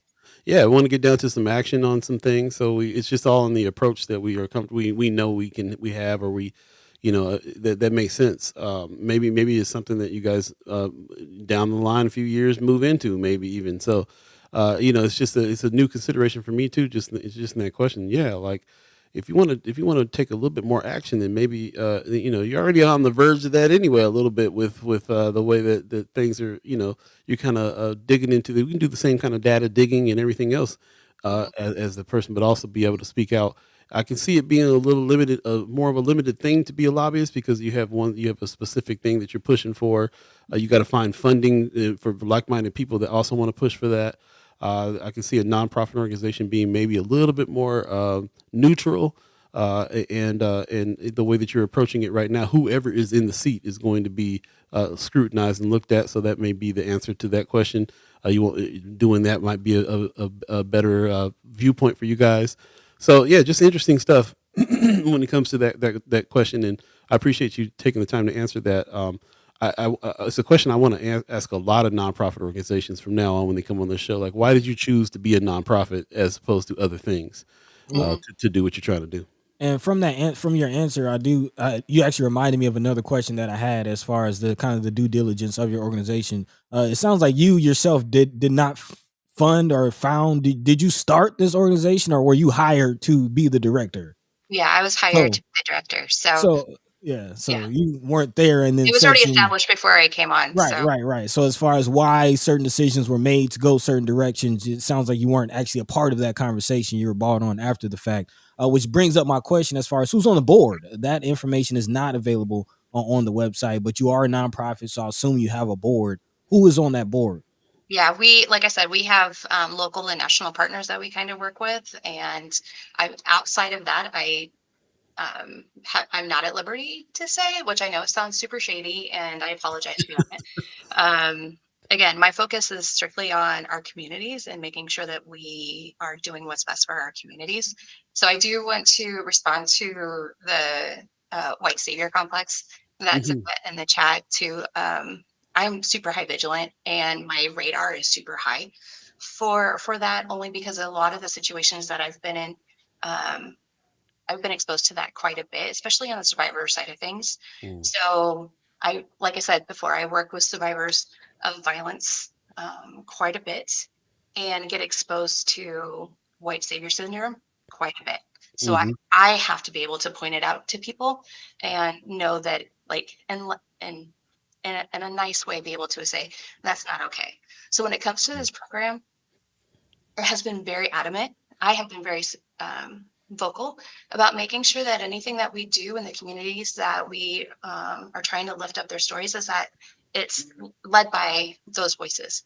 So when I started off, when we were talking about this event for tomorrow night, it's black led. I didn't make any decisions on it. Mhm. We provided a space and food by Big Mamas, and I was not in charge of the organizing of it. And I've been very diligent about making sure that that's how this is run throughout our community, and being very aware, Mhm. because I know that you don't need some white lady coming in and telling anyone how to do anything. And so I'm very aware of that. And Mhm. I want to apologize if anything that I said today gave off the perception that um, that's me. I Mhm. try to be an ally to everyone that is marginalized. And so I hope you know that my heart is in the right place.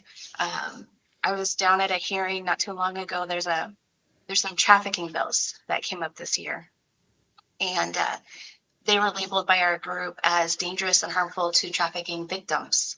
And so we went down to the legislature. I had a survivor, I had a trafficking survivor with me. I was going to testify, she was going to testify.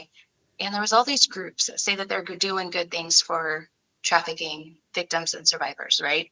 And we are the ED for the Nebraska Coalition, got with them ahead of time, and they were like, did you think about this? And did you think about this? And did you think about this? And how it's harmful to survivors and victims of trafficking? And they're like, we didn't even think about it. But as you know, in a hearing, the proponents get up and speak ahead of time. They go first. And the things that were being said, they were so incredibly harmful and awful. And the group that we were sitting in is like, you can't white savior trafficking. And so we like spotted it, saw it, and it's people that you know in Mhm. politics that Mhm. were down there speaking as a proponent for these bills. And then we got up and we're talking about how harmful, when you don't understand trafficking, when you don't understand that world, don't come in and start to make laws that are completely harmful to us. So um, whenever we are doing something for our program that is trying to work with a community that I don't and won't understand because of my privilege, I want to make sure that it's led by the community members that are there doing the work. Yeah, feel that. And that thing that you're talking about right now is happening tomorrow. It Yep. is the North Omaha Community Night. It is free to the community. This has been in partnership with Black Men United, and we all know Willie Hamilton around here. So it's a partnership there with Nebraska For Us and Willie Hamilton, Black Men United, and it is coming together to discuss issues that affect our community and our future. So It'll be a good time to go out. You know, we always are talking about how the community is not heard from. Let's go out and speak up. As you can see, many people involved, some speakers, Del Gines, Gladys Harrison, Big Mamas, Senator Terrell McKinney, Precious McKesson, and Willie Hamilton. So we appreciate you guys teaming up with those guys to put this on. And we appreciate you also coming through and giving us your time and sitting on the hot seat a little bit. Yeah. We just a comment. I do feel that you are I appreciate that you're working within District 2. I appreciate that you're a part of this advocacy that you are a part of this organization that is trying to look out for District 2 for what's going on here. If you're a watcher of this channel, then that means that, that tells me a little bit that you're kind of like mind of what it is that we kind of are talking about here. So you in particular, I appreciate your efforts, and I can see you're genuinely out here to try to help, and you're thinking ahead. You're thinking about some of these things, your privilege, white savior complex, and some of these things that can be an issue. Still have a lot more questions about your organization that will have to be answered in order for us to be able to trust any of that. But definitely are trusting you, just because even you just being honest about what you can and can't say, and not trying to skirt around all that. So appreciate that, and maybe we can talk to you and other members of your organization to kind of find out some of those things and see how they were. I appreciate you answering the question that was in the chat that Brother Sherman Wells brought up about the white savior complex. If this is another nonprofit, it's kind of something that's been floating around in our heads, I'm sure. Yeah. This another white nonprofit coming out here telling us what we need, so on and so forth. So I think you're on the right track with just partnering, like Buddy said earlier, partnering with some of these individuals in the community that are taking the lead on things like this meeting that you're having tomorrow. And like I said, we'll have you back, and we'll have hopefully some other members of your organization back too to talk about it. So awesome. Thank you very much. Yeah. And then thanks for going past the time that we allowed it to. I know that you're probably running late. So hopefully we didn't encroach on your day here too much, but no, I appreciate you guys. So I appreciate what you do. Thank you. The heavy questions, like I'll take all the heavy questions. Yeah. I mean, it's important. As Paul mentioned, there is a feeling about nonprofits right now, and if you are going to do the work, and if your work is going to be successful, community trust is paramount. So, things like funding sources, board members, these are things that eventually will have to be shared for the relationship to continue to build. But again, this is a start. So appreciate you, as Paul mentioned. We'd love to have you back, or as Paul mentioned, anybody else from your organization. And again, I see Tony Johnson asking about it. Will there be Black issues? We're here to talk about that event tomorrow. So again, they are supporting Black issues. There will be opportunity to address those things tomorrow. So pull up. There will be free food, as you see. Big Mama's holding it down. So yeah, this is the opportunity to kind of learn more about the organization, learn more about what's going on in our community, and really just get down to the bottom of the issues that matter to us, because that's really what it's all about. So I'm trying to figure out how my fat butt did not see the free food part on this flyer. Man, come on, man. Come on, bro. Free food. Big Mama's holding it down. Big Mama's free food? Yeah. It's underneath the date. Like it's you should have put that all across the whole. Oh, that's across the top. Yeah. Yeah. I'll get with Anna. Like that's Anna's fault. There you go. Appreciate it very much. Thank you so much for answering questions. We'd love to have you back. You take it easy today. Yep. Thank you, friends. Peace. Peace. All right, that's what's up. We went in depth with that. So this is to me, this is a good thing I've been wanting to do with like nonprofit organizations that are in our neighborhoods doing things, and especially here's one this kind of a new one, and I think we're jumping in. So that's what's up. There's a couple things in the chat I wanted to go through too, man. Sherman Wells, good morning. He came in talking about. He says, I think we need more funding for the people who actually know and assist the community they live in. No more saviors or people who think they know what we need. So it will be interesting to see where this group stands out from the other savior complex groups. My feelings exactly. I couldn't have said it better myself. I'm anxious to see how this group might stand out from that. So we have a lot of those. I mean, we can literally have a whole channel that's dedicated to the nonprofit organizations that's supposed to be here helping North Omaha, and just interviewing and talking to them and digging deep and finding out what they're doing and all that. I mean, that's, what happened today could be a whole channel on its own because of how many nonprofit groups are out here. It just might be. Anthony Rogers right in the chat. Good morning. He says he was replying to Sherman Wells. Facts, fam. Some of the biggest enemies and harmers of our communities are absolutely the nonprofit industrial complex. We must never forget what nonprofits did to the radical elements of the Black freedom movements of the late 60s and early 70s. Yeah. And just, the fact that we're such a nonprofit town, man. This is a nonprofit town. And we live in a state that instead of using government funds to help people, we have to have all these programs everywhere that helps people do stuff, even as simple as giving a voice to the voiceless. You know what I mean? People can't even get their stories out without a nonprofit help. So, Trip, Marianne Williams says, I'm pretty certain I'm not the only one thinking this is a way to get federal dollars to campaign for Dems because we are often suspicious of nonprofits. Will a Dem be scrutinized? If a Dem gets in the seat, sounds like the scrutinization will happen then. Also, Miss Erica felt, I thought nonprofits had to be transparent with who is on their boards. Yep, they do. So her particular position, she meant that might not be something that she can do because of her position. But that's why we put the invite out there to speak to other people, other members of that organization who can answer that question. Because it's supposed to be transparent. It'll be interesting to see why it's not. But to your point, buddy, it's not the biggest. It's a big deal, but not as big as what you do with the dollars. So wherever they're getting their dollars from, what are they doing with the dollars? Well, that's a question for first of all, they can be held accountable too by looking and seeing what they're doing, who they're partnering with when they're doing it, and also talking to those folks and seeing why did you hook them up? What say you, Kimra? You know what I'm saying? What say you, Precious? She mentioned you guys' names. What say you, Brother Hamilton, on why you partner with them? Well, we can get these questions answered pretty easily, actually. Anthony Rogers Rice says, "Whoa, that's a wee bit concerning. If we don't know who is behind this or who is making the decisions, how can the community be expected to trust this org? Transparency is a requisite variable for trust building."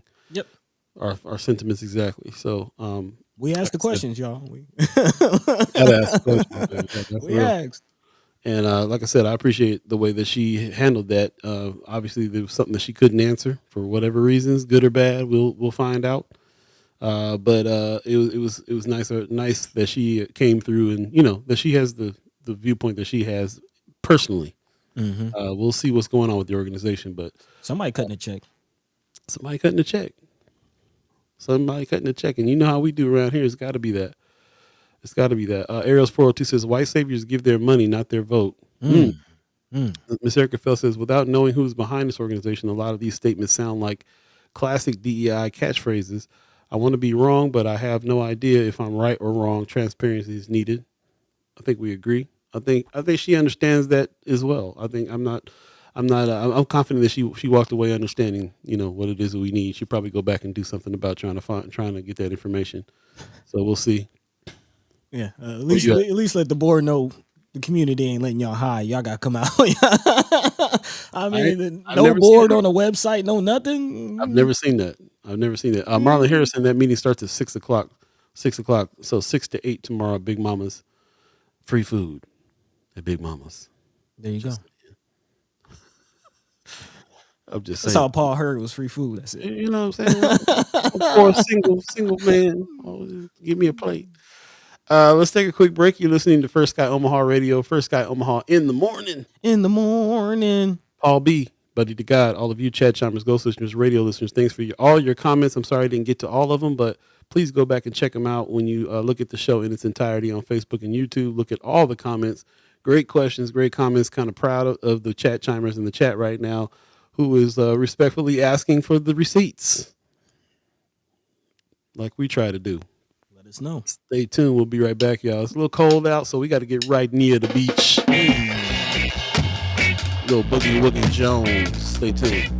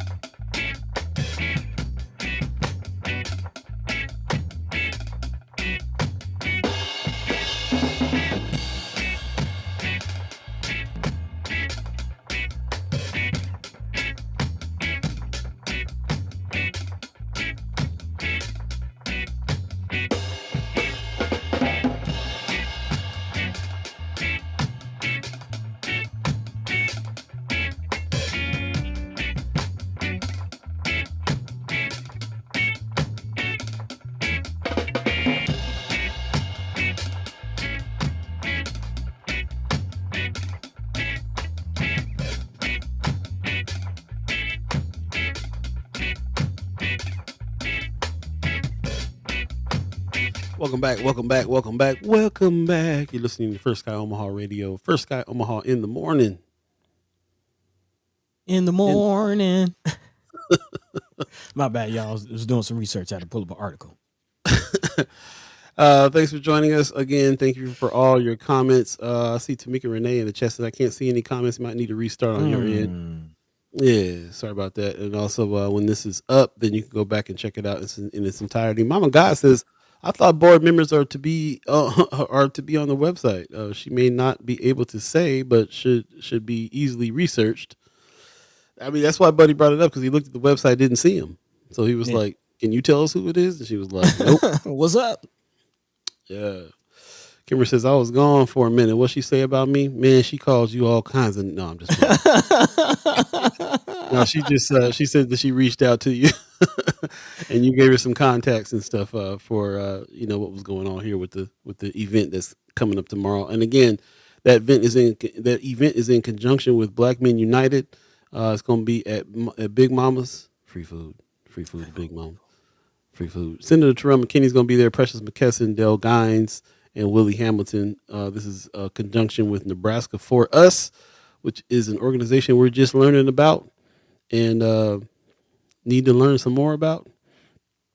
And a resident ghost listener, Chat Chimer, is now working for them, and we just had her on the show, and she gave us a lot of good information, and I think walked away with an understanding of the information that we need. So that's what's up. Yep, You're a connector. You're right. You're right. Thank you. Let's see. Miss Erica Fuss says, sometimes great people sign on to something with great intent, not knowing the foundation was set in the shade. I imagine she has new thoughts to chew on. Yeah, I mean, somebody's cutting her check. Somebody's paying her. Somebody hired her. I would like to know who that was. Don't want to necessarily hold her accountable. She seems that, she felt like she had an opportunity to do some good in the hood. So, yeah, again, it's just to start the conversation that they're a new organization. So, let's see what they do. Let's just see. Yep. But we got about 15 minutes left in this thing, and I did want to pivot into another story that we need to talk about because we've seen what this organization has done, and now we need to chime up talking about DHHS, man. Yeah.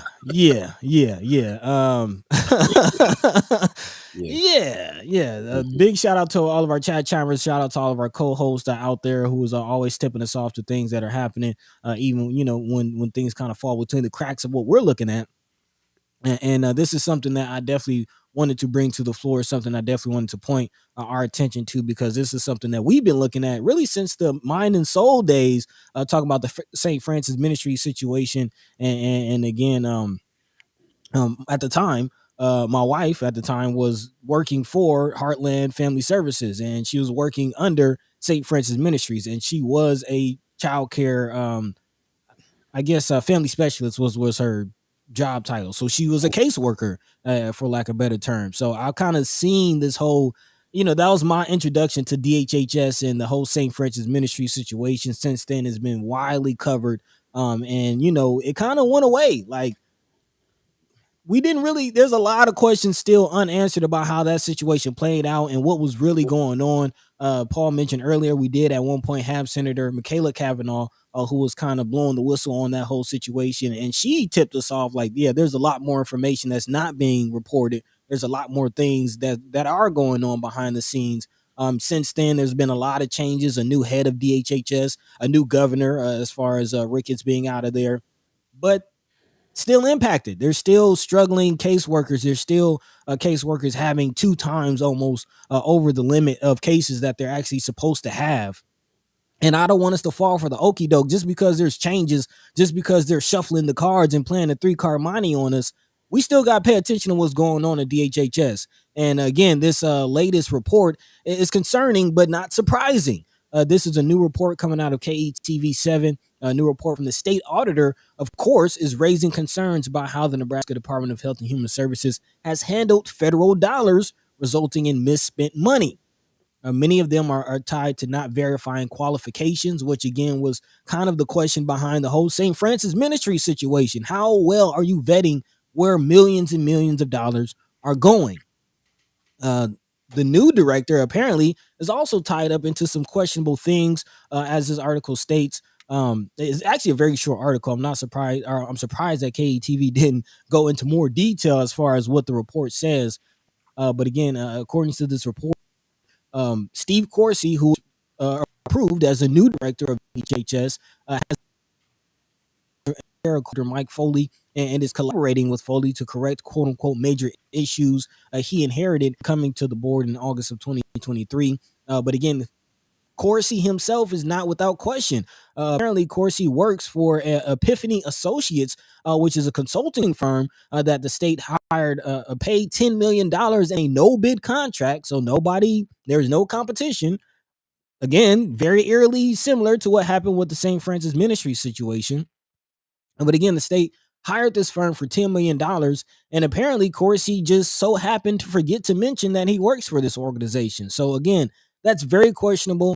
And that really is all that the KTV article is stating, which is also kind of concerning. Like, what are the major issues that are going on financially with DHHS? What is this $10 million contract that this consultant firm received? And what does Corsi do working for this consulting firm, and how is he now the director of DHHS? So again, not a lot of information coming out of KETV, but I'm still concerned. And just because there's a new governor, just because there's a new director, it's the same old issues, and it's the same old Department of Health and Human Services. So unfortunately, that's all that's being reported. But this needs to be talked about, and we need to continue to keep our eyes on what's going on with DHHS. Oh, shout out to Marianne Williams. She says she's posted this article, which I do have in front of me, as far as Nebraska Examiner looking into Steve Corsi, again, who's the CEO of the State Department of Health and Human Services. Again, was just accepted by the state. So thank you for that article. But again, yeah, we need to continue to look at what's going on with DHHS. Sorry, my mic was off. I was bringing up Marianne Williams' article. Go ahead. Yeah, she not just put an article in Friends of First Guy Omaha, but had a comment that I wanted to read. Has some more information. She says today's Republican in the Nebraska State Legislature confirmed Dr. Steve Corey, Governor Pillen's appointment to head of the Nebraska Department of Health and Human Services, despite a plethora of reasons not to. One, Corsi has had a long-term employment with Epiphany Associates, LLC. We talked about that in the article. While still working for Epiphany, Corsi took a job with the state of Wyoming. Epiphany was given a no-bid, multi-million-dollar no-bid contract with the state. Corsi left Wyoming and went to work for the state of Missouri, where, you guessed it, Epiphany was given a no-bid contract with the state. He has worked for the other organization while working for Epiphany, who also wound up with contracts from Epiphany. Now he's come to Nebraska and left a great detail of his past transgressions off his resume. In addition to his shady conflict of interest deals, he has shown inclination towards bigotry in his social media posts. When asked about his racist, homophobic, ableism, and religiously superior posts, his answer was simply that it was a mistake to make those views public. Example of his social media rants. Yeah, I messed up. Yeah, well, it was a mistake to make them public. It's not a mistake to think this way, but y'all should know that. Yeah, an example of his social media rants: race is preposterous nonsense. Thousands of free black-owned black slaves in the antebellum South and years after the Emancipation Proclamation. Woo! Another quote. I'll keep saying it. Abortion isn't healthcare because pregnancy isn't a disease. Another quote. There is a love that is not acceptable to God. Same-sex love does not bring glory to God and does not come from God. There is more, including the purchase and implementation of the use of restraint chairs for children on his watch. So, yeah, thanks for the Chad Chimer, Marianne Williams, who did a little digging here and is bringing out some of the reasons why it's little, why it's not a great idea. It doesn't seem like it's a great idea. That this person and the fact that he's been appointed and confirmed and all these contracts are going on without any competition. Interesting. Marianne Williams says what adds to the concerns is that he's hopped from state to state, gets jobs with the state and local and beyond. And behold, Epiphany was a contract with the state. then he moves on to the next state. So Oh, yeah. he's got a little pattern here of grabbing that and going for it. So it's interesting to think about the reason why he was appointed. Not really sure where the alliance lies there. What's going on there. Are you sure? Are you sure you're not sure?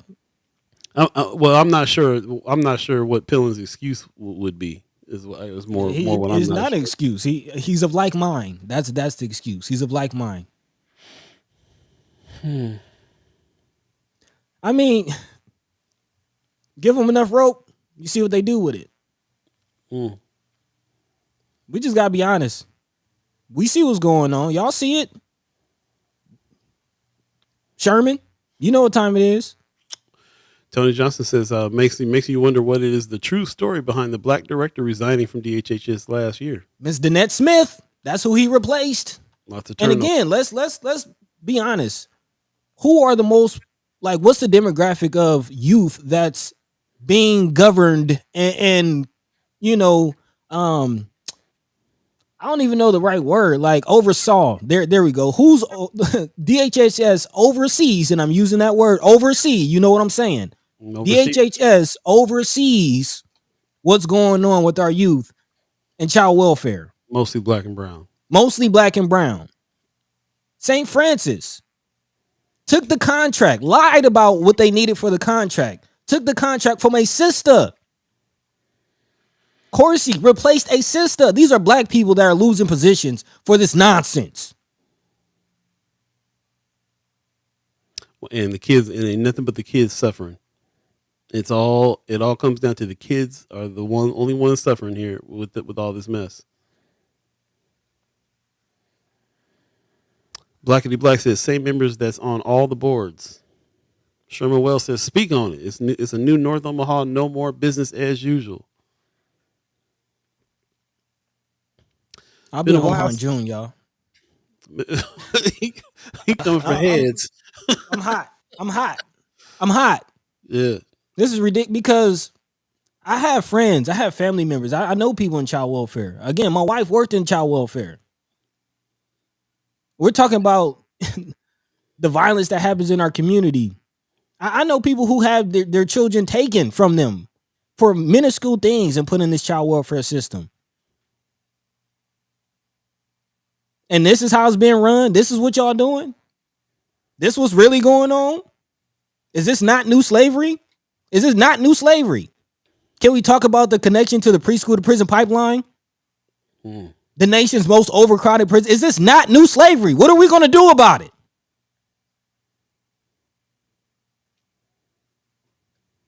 That's real. That's real. Let me calm down. No, don't calm down. That's you know what I'm saying? That's the fire. Because it's messed up, man. And we've been talking about this since the Mind and Soul days. I've been on the other side of it where I've been involved with individuals that were the ones that were taking the kids from the families. We ain't even gone back to how the kids are getting into the system in the first place. Come on, man. Taking the Not kids to mention sex trafficking. Come on, man.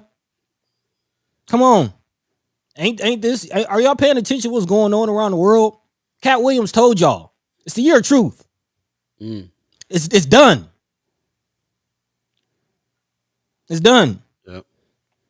Kasim, Sherman, I'll be in Omaha in June. Buddy coming for heads, going down. Marianne Williams in the chat. Appreciate you. Appreciate what you've been digging up here. She said it didn't even have to dig deep. All these things are discussed are in his confirmation hearings. Those hearings aren't sexy, but we need to pay better attention to them. Shout out to Senator Blood, who called out a baby box company he was going to have give the contract to in contention with Safe Haven bill. She uncovered it's an expensive scam. So, I mean, here's more people that are really trying to really, you know what I'm saying? We need everybody on all hands on deck to be keeping track of this mess because look at what's happening. And really, the bottom line is it's only the kids that are suffering. Even when things are going the way they think things need to be going, everybody, all the workers have too many files. too many kids to tend to, too many families to help. And then when the workers speak up, they get fired. Tony Johnson says several North Omaha people close to this issue very quiet. Ms. Erica Felsen says NDHHS needs to be broken up. In other states, child welfare is run by other organizations. Here, child care subsidy is under NDHHS, but not in other states. It's the Urban League or other organizations. There's other organizations that can be. That's what I was thinking when we were talking about this new nonprofit that we just talked to, and how many nonprofits pop up, and how many nonprofits pop up every year in this nonprofit town, and where is the help with Black and brown kids in the foster system? Where is the help? Where's the nonprofits that are popping up for that? Or where's the Urban League? Or where is the, you know what I'm saying? Here we are trying to be a solutions journalist organization here. We got a Chad Chimer that's telling us about other states where organizations like the Urban League handles a lot of this stuff. Where's our other organizations handling this stuff? Stephen Abraham says other cultures cultivate their children to do what's necessary for the development of their community. Yep. We need to do that as well. Lavelle Wells is in the chat. Good morning. He says, speak your truth. Mama God said, love it. That's Mama God in him. That's right. Wanda Lewis says, yep, I used to work at CPS and walked off the job after 8 years due to me giving a potential client resource information instead of having the police pick up the children when a parent called me for help. You understand what she just said? Yes. She tried to help a family by giving them resource information. And she did that instead of what her directive was, which was to call the police and have the kids picked up. Call the slave catchers. She had to walk off the job. So how do kids get in the system in the first place? Sherman Wells in the chat says, think about our children have to fight from childbirth through high rates of autism, through ADHD, meds, school to prison pipeline, juvenile jails to charge as adults, to 20 plus years prison sentences. I'm going to throw in there asthma from the coal plant. I'm going to throw in there brain damage from the nitrates in the water, everything else that our kids got to go through in our neighborhoods. And then, and then something happens and then they need some help. And where's the state? What's government? Like Buddy always says, what's government for? What are y'all doing? Why are you getting $275,000 a year? Why? Our children are under attack because they are the new commodity for American capitalism. If y'all don't see this system and understand that this is literally the new prisons, the new slave system, I don't know what we're talking about. We already told y'all, if you're a convicted felon, you don't have any rights. You're a slave. You have to work. How do they get people into these prison systems? Like, if y'all don't see the dots connecting, then should we even keep doing this? How do we move this forward? I'm tired of having the same conversation. We're talking about modern slavery. With start from children. It's not like it is.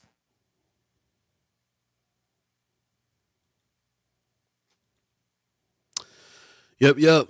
Appreciate all your comments. Appreciate everybody who's joined in on the conversation. Appreciate everybody that's just as fired up. It's time to strategize and do some things. I would say get with the organizations that are trying to strategize and do something about these things. Off the top of my head, Black Agenda Alliance, Sherman Wells Untamed. There are other organizations out there that are trying to help. One Omaha on a neighborhood level. We know that Senator Terrell McKinney, Senator Justin Wayne are on a legislative level trying to make some changes and some difference. We need to back these plays. We need to make sure that we get together and get on one accord with a plan and fight this stuff. It's not impossible. It's not impossible. We're going to go ahead and leave it there. It is 9 a.m. If you believe in the concept of time, we want to thank our special guest Angie Lauritsen for coming through and sitting in the hot seat dealing with the questions. There is the event that's happening tomorrow at 6:00 at Big Mama's. Is the in conjunction with Black Men United and Nebraska For Us present the North Omaha Community Night, free to the community, coming together to discuss issues that affect our community, and our future. So there you go. You can see the people that are involved: Senator Terrell McKinney, Precious McKesson, Gladys Harrison, Dale Gines, and Willie Hamilton. All will be in attendance and will be speaking and leading some conversation. So it's a good time to go speak and bring up some of these things. It's a good time to bring up some of these things and say, hey, we're planning on some action on some of the things that we need to plan on here. So let's just, let's get together. We're here speaking on it. Let's speak on it. There you go. Yep. Appreciate everybody that's coming in. I already showed that earlier. Just a couple more haps that are happening here. A tour of No More Empty Pots. You might want to go check out that greenhouse that's happening tomorrow from 7 to 8. If you're not a Big Mamas, or if you are a Big Mamas, you can hit that meeting and walk right down and go check out the greenhouse. So it's, we're right there with it. So appreciate everybody that's there. Night with Wakanda is another one that's happening March 30th. This is March 30th at Benson Theater. I'm going to go check them out. I think they got a new album coming out. And they've been really working on this, so you might want to check them out, get a little entertainment happening. Yep. And that's about it. We're going to leave it at that for the haps. If you have any haps, then please put them in Friends at First Sky Omaha. Let us know what's going on next couple of days, and we'll have a more extensive hap on the weekend. So yeah, appreciate everybody that is joined in here, and yeah, I can see that you guys are going to continue to comment, continue to go for it. Have these conversations with each other, have them on Friends of First Sky Omaha after we're not live. And if you miss any parts of this show, please go back and check it out, and definitely check out the chat this time around. So go to Facebook and YouTube and look at both sets of chats so that you can really kind of dig in and find out what people are feeling and thinking on these subjects, and come up with some kind of plan of attack. So still looking at nonprofit organizations that we met today. Nebraska For Us is a new one. Angie Lauritsen came on and told us about it. We need some more questions answered. When I think about these situations like this, I think about, let's get some advocacy groups going, some lobbyist groups going even, and some other nonprofits or whatever else we need in order to really kind of like push some agendas here. But and then, if we can fund those and get those together, then maybe we can make some movement happen. Just, starts with the information, which is we're here to do as well, is bring that out and discuss it. Figure out where we stand, how we feel on it. And then after that, it's a natural progression to start talking in terms of some kind of action, organization and action. So let's do it. Let's do it. Appreciate everybody that's joined us. We're going to go ahead and get out of here, buddy. You got some words for the people? Yeah, man. Big shout out to Angie Lauritsen for taking the time out of her schedule to come and speak with us. Hopefully, we can have some people back on from that organization to answer some other questions that she might not be, at liberty to answer. But we need the answers nonetheless. So we definitely appreciate her, and definitely check out that meeting tomorrow, man. We need the community to get out, to mobilize. If we're really going to do something, actually have some change. Let's get active and get outside, So yeah, let's definitely support that meeting. Speak up on issues. I'm sure, a lot of know what the issues are. So rather than having nonprofits come and tell us, this is your opportunity to, speak up for yourselves. So hopefully we seize that. Big shout out to all the chat chimers. We love and appreciate y'all support. And yeah, we're gonna keep on keeping on, man. Catch the same time, same place, Monday, Wednesday, and Friday, right here on First Sky Omaha in the morning. Sorry if I blew out anybody's eardrums by yelling. Just got a little hot. But sometimes we gotta go there. Appreciate y'all. Paul B. Yo. Take it away, man. Buddy says, I'm hot. Come on. You know what?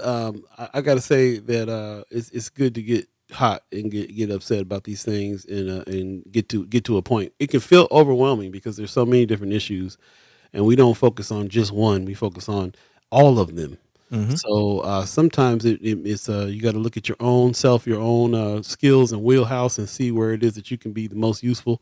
What you're most passionate and fired up about might be the indication of what organization you need to join or create or be a part of, or what action model you need to copy or whatever. But that's what it is. I think we need to break these things down one at a time. I think Pop's always telling me how do you eat an elephant one bite at a time.